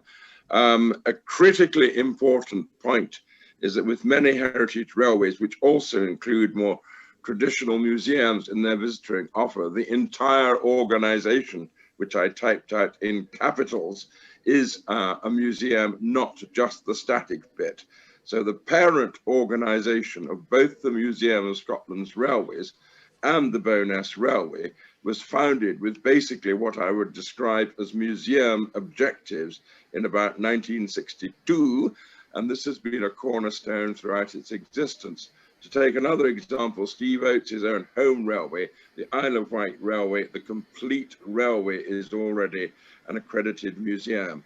And no discourtesy to Becky, welcoming you aboard to the Heritage Railways team in Scotland, but we must not get into this chap against silo of museum, silo of railways. For the Scottish RPS, for the Isle of Wight and others, the whole organisation is a museum. And I'm pleased to say that in ABTEM we have several heritage railways as members. And indeed, it is absolutely critical to establish this point that it's not just a theme. Heritage railways are not a theme park attraction. If we're a theme park attraction, then the government can say, piss off, excuse my French, and don't burn your coal. You can go and run an adventure ride. So sorry to be so emphatic, but this has been a cornerstone of my life for 40 years, and I get derided by some people as being a museum man, and I never apologize. I 100% agree. I think that's an excellent point, that accredited or otherwise, if you are a museum, you immediately have a moral argument for your own existence and for support from various bodies. Are there any comments to follow that up?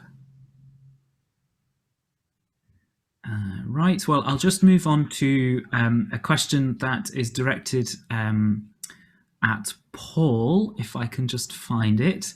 So Alan Dickinson says, talking about modifying vehicles with ships, they need to comply with regulations. There were significant discussions with the MCA on what heritage vessels need to comply with over the last few years. Perhaps Paul could give his view on how modifying a heritage vehicle comes across. Yeah, I think he's referring to, there's been a review of what we call grandfather rights, where vessels that were constructed many years ago wouldn't currently comply with current regulations. The MCA have been reviewing that, particularly on the Thames vessels. Many of the Thames vessels have raised this. Coming from Waverley, we only operate Waverley because we have exemptions. We have several exemptions in place that allow us to operate. An example being that the crew accommodation on Waverley is not what you would expect on a modern vessel. Therefore, we have an exemption that the accommodation can be used. So the MCA are continuing to, it looks as if there'll be some exemptions still continuing, but some will go.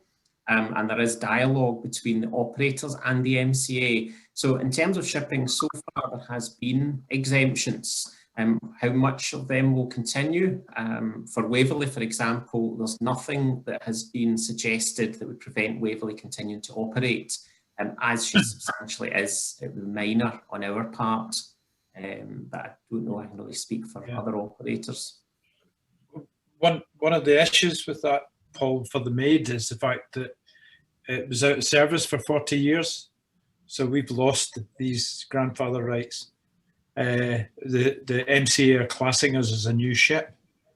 They will make some concessions if we drop the passenger numbers dramatically and don't have some of the crew facilities that you spoke about. Well, ours is already gone, but it's a big issue for us because we're really depending on the MCA interpreting the rules in our favour, which it's impossible to know what they're going to do from one year to the next. It depends who you ask. So yeah, it's a big issue. And for a ship to be preserved in working condition, it must operate.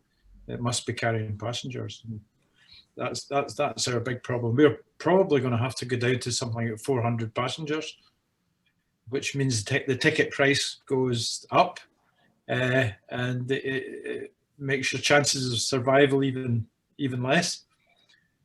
But the last thing either you or we want is to be a floating cafe somewhere. That would be the final ignominy, I think. Much to think about there. Thank you, James. And that leads perhaps into the next question, thinking of worst case scenarios. Tom Bright says that given that it's not beyond the realms of possibility that future legislation may prevent us burning coal or operating heritage exhibits, should we not now be preparing for that eventuality? And how can we secure the future of our heritage assets if they are not permitted by law to operate? Now, that is a question that, going back to what's been said earlier and linking back to Steve's points, that 5-10 years ago would not have entered into a lot of our minds, really. But I think now, as a worst case scenario, might be something that we should be considering. So I wonder if the panel have any thoughts on that. Steve, yes.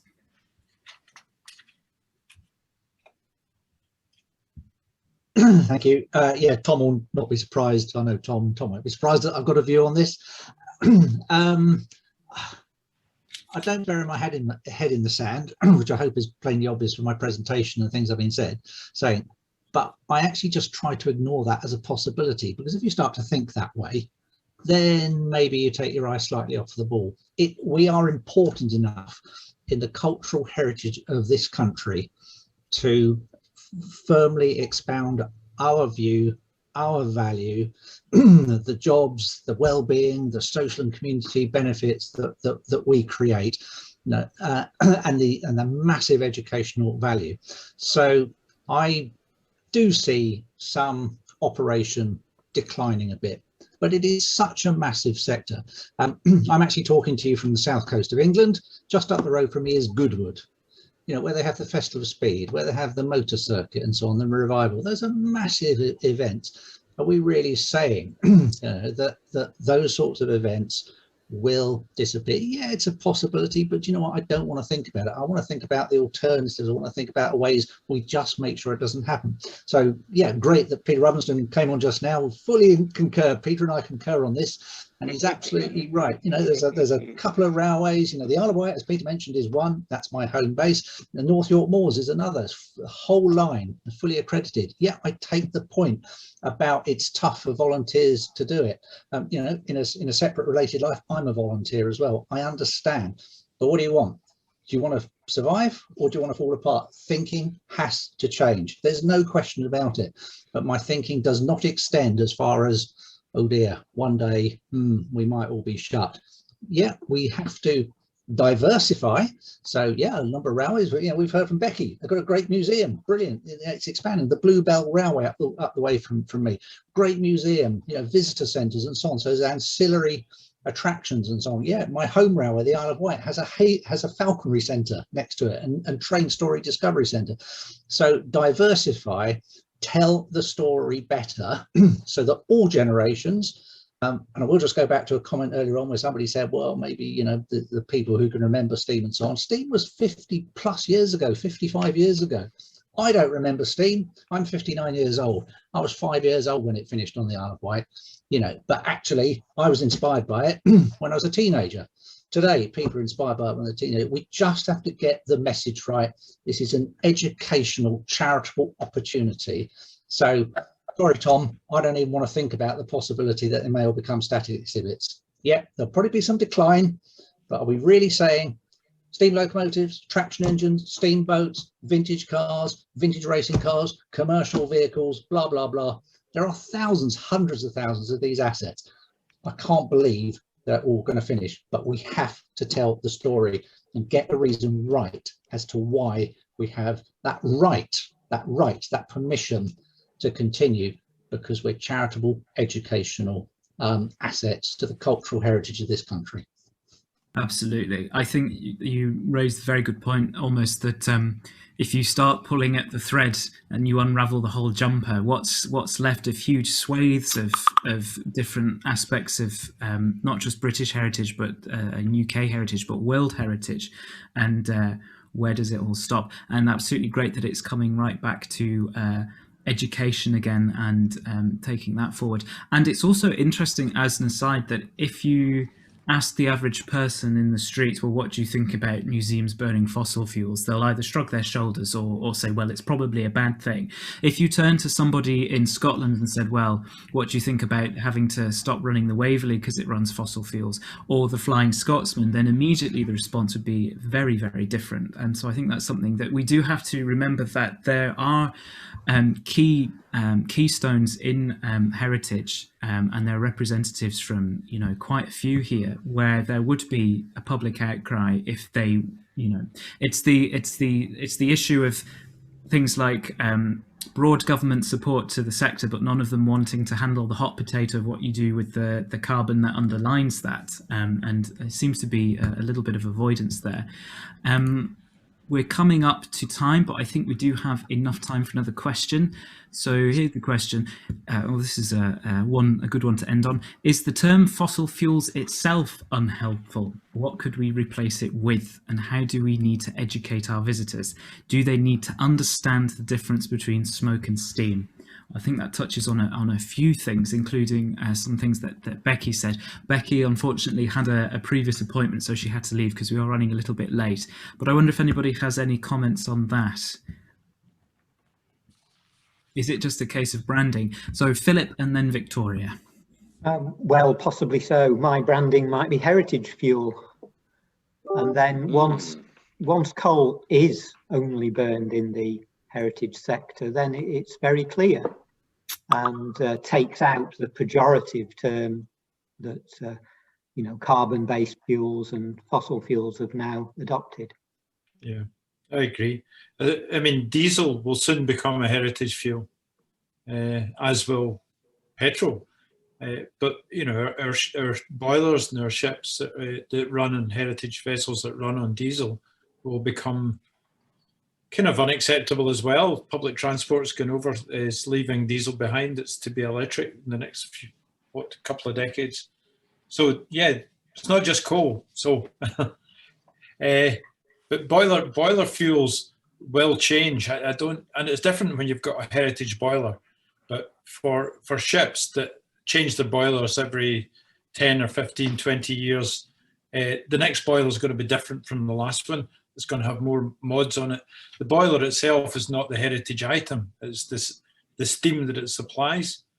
As far as ships and locomotives are concerned, I would think. That's different for a locomotive, of course. But for us, we've just got to look at new ways of providing a fire under that boiler, if you like, as far as ships are concerned. And we'll look at the boiler room as a black box that would just keep the door shut. And provide the steam to the engine, which is the thing that people are interested in. Thank you. Just as an aside, I agree to an extent that the boiler is not the heritage asset; it's the thing that it powers and the thing, you know, and the steam in it. Although, having said that, we have one of the original Waverley boilers at our museum, and I pull my hair out over that thing about conserving it and keeping it safe. It is enormous, and I almost wish it weren't a heritage asset in that particular instance. Victoria, you raised your hand earlier. Did you want to contribute? I was just going to chime in with, I completely get what Philip's saying, and I agree. However, from a teacher education point of view, I don't think we'll ever get away from calling it fossil fuels. Calling it heritage fuel, that's a lesson in itself into what is heritage to a primary 3, to a primary 5. However, if you say fossil fuel, they'll be like, okay, dinosaurs, right, let's go from there. That you've got that instant recognition. So part of me feels like maybe it's not about changing the term, but changing the dialogue that goes along with it, the image that goes along with it. Also, as we're talking a lot about advocacy, I don't know if many people there's talk in the Scottish Government about a new Culture Act maybe coming through, and they are talking about changing Scottish Government policy. So part of me, I completely get where Steve's coming from. I absolutely do about advocating for coal. I see it. I do think we need to think quite broadly about the holistic approach. For instance, how many of us run events where we're running engines, that sort of thing, but then we're trying to say education's mitigating. Well, it can't only be education. For instance, at your events, do you have recycling bins there? Or are we all quite bad for afterwards we litter pick, everything gets put in together? Wee steps can make a big difference. So it is the whole holistic approach of the whole organisation, not just one wee bits. And those arguments there of us saying, yeah, these are the emissions that we're making, it's bad, but hold on, look at all the good steps that we're making alongside it. I think that would be part of my argument. But sorry, to answer the original question, I don't think we can get away from stop calling the fossil fuels. Sorry. I mean, I think as well, something that has come out of this, as well as the need to educate, is this word keeps coming up, holistic, and taking the organisation as a whole. And I think you're absolutely right. At the Scottish Maritime Museum, we've received a very large grant to undertake energy efficiency work in ground source heat pumps, insulation, windows, all that sort of thing. And outside, absolutely eye-watering cost, but actually funded, because guess what? That's what funders want to fund. And I think if we work holistically, there has been a question as a preparation for this. We did reach out to a couple of organisations, including the National Lottery Heritage Fund and Museums Gallery of Scotland, for a stance on it. And they hadn't actually considered any punitive stance against anything that was going to use fossil fuels if the organisation as a whole could show that it was environmentally responsible, had good outcomes for education and the environment and also communities. So in that sense, if you have a good project that goes out to under-engaged communities or makes them aware of their heritage, all the standard things, then they're not going to hold the fact that you are burning fuels against you. I would add ... yet, because we don't know how things are going to change in the next 5 to 10 years. So we can just mention a couple of things as a closing comment. So Graham says we need to be wary of legislation slicing the heritage industry into sections that can be picked off one by one. we need to stand together or fall apart. That's an excellent point. And there was another one. Oh, Rory says there is already a government accredited heritage fuel, I think, leaded petrol, question mark. So a very good point there. But we are coming up to 13:45. Which is scheduled as the STIC annual general meeting. So if any of you want to hang around for that, we'd be happy to see you. We would ask that people who are STIC members to stick around in case you're required to vote on anything. But otherwise, just to close, thank you so much to all our contributors and to everybody who's attended from all over the world in this instance. For sharing your expertise and your knowledge. And I think all of us have come away with something and a perspective that we didn't think about before. And just to remind you, STIC membership, all that consists of is signing up to our mailing list. So if you enjoyed this event and you found it somewhere else other than our mailing list, just head over to our website, which is sticssn.org, or just get in touch with any of the committee if you want to be added to the mailing list. We will have our annual conference in October or November this year, and hope to see you all there. But other than that, that's been an absolutely fascinating event. The chat box hasn't stopped pinging all day. I'm really sorry if anybody had any questions that we didn't get around to, and the committee will endeavour to get the recording up as soon as we can, and any resources that have been shared in the chat box, of which thank you to those of you that shared. There's some really interesting things in there. So it only remains to thank you all and to thank the STIC committee who have been beavering away at their keyboards unseen, supporting the session. So, round of applause to them as well. Thank you very much. And we will take a 1-minute pause to get things ready for the AGM. So thank you very much.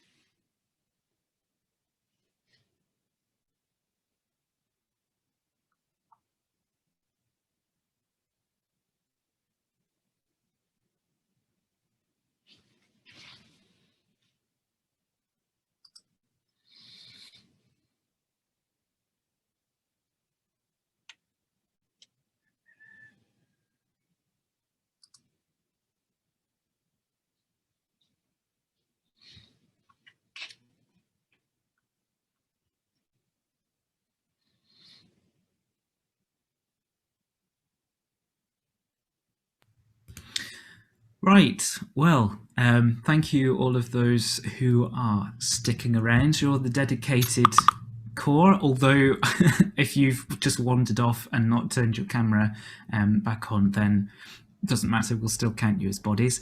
We're just working on a way to get the papers out.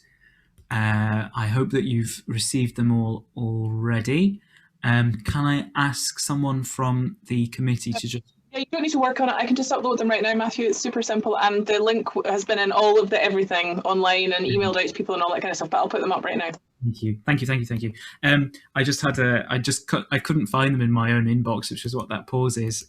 But there's just so much stuff in there right now. So just working from the agenda, which is just here.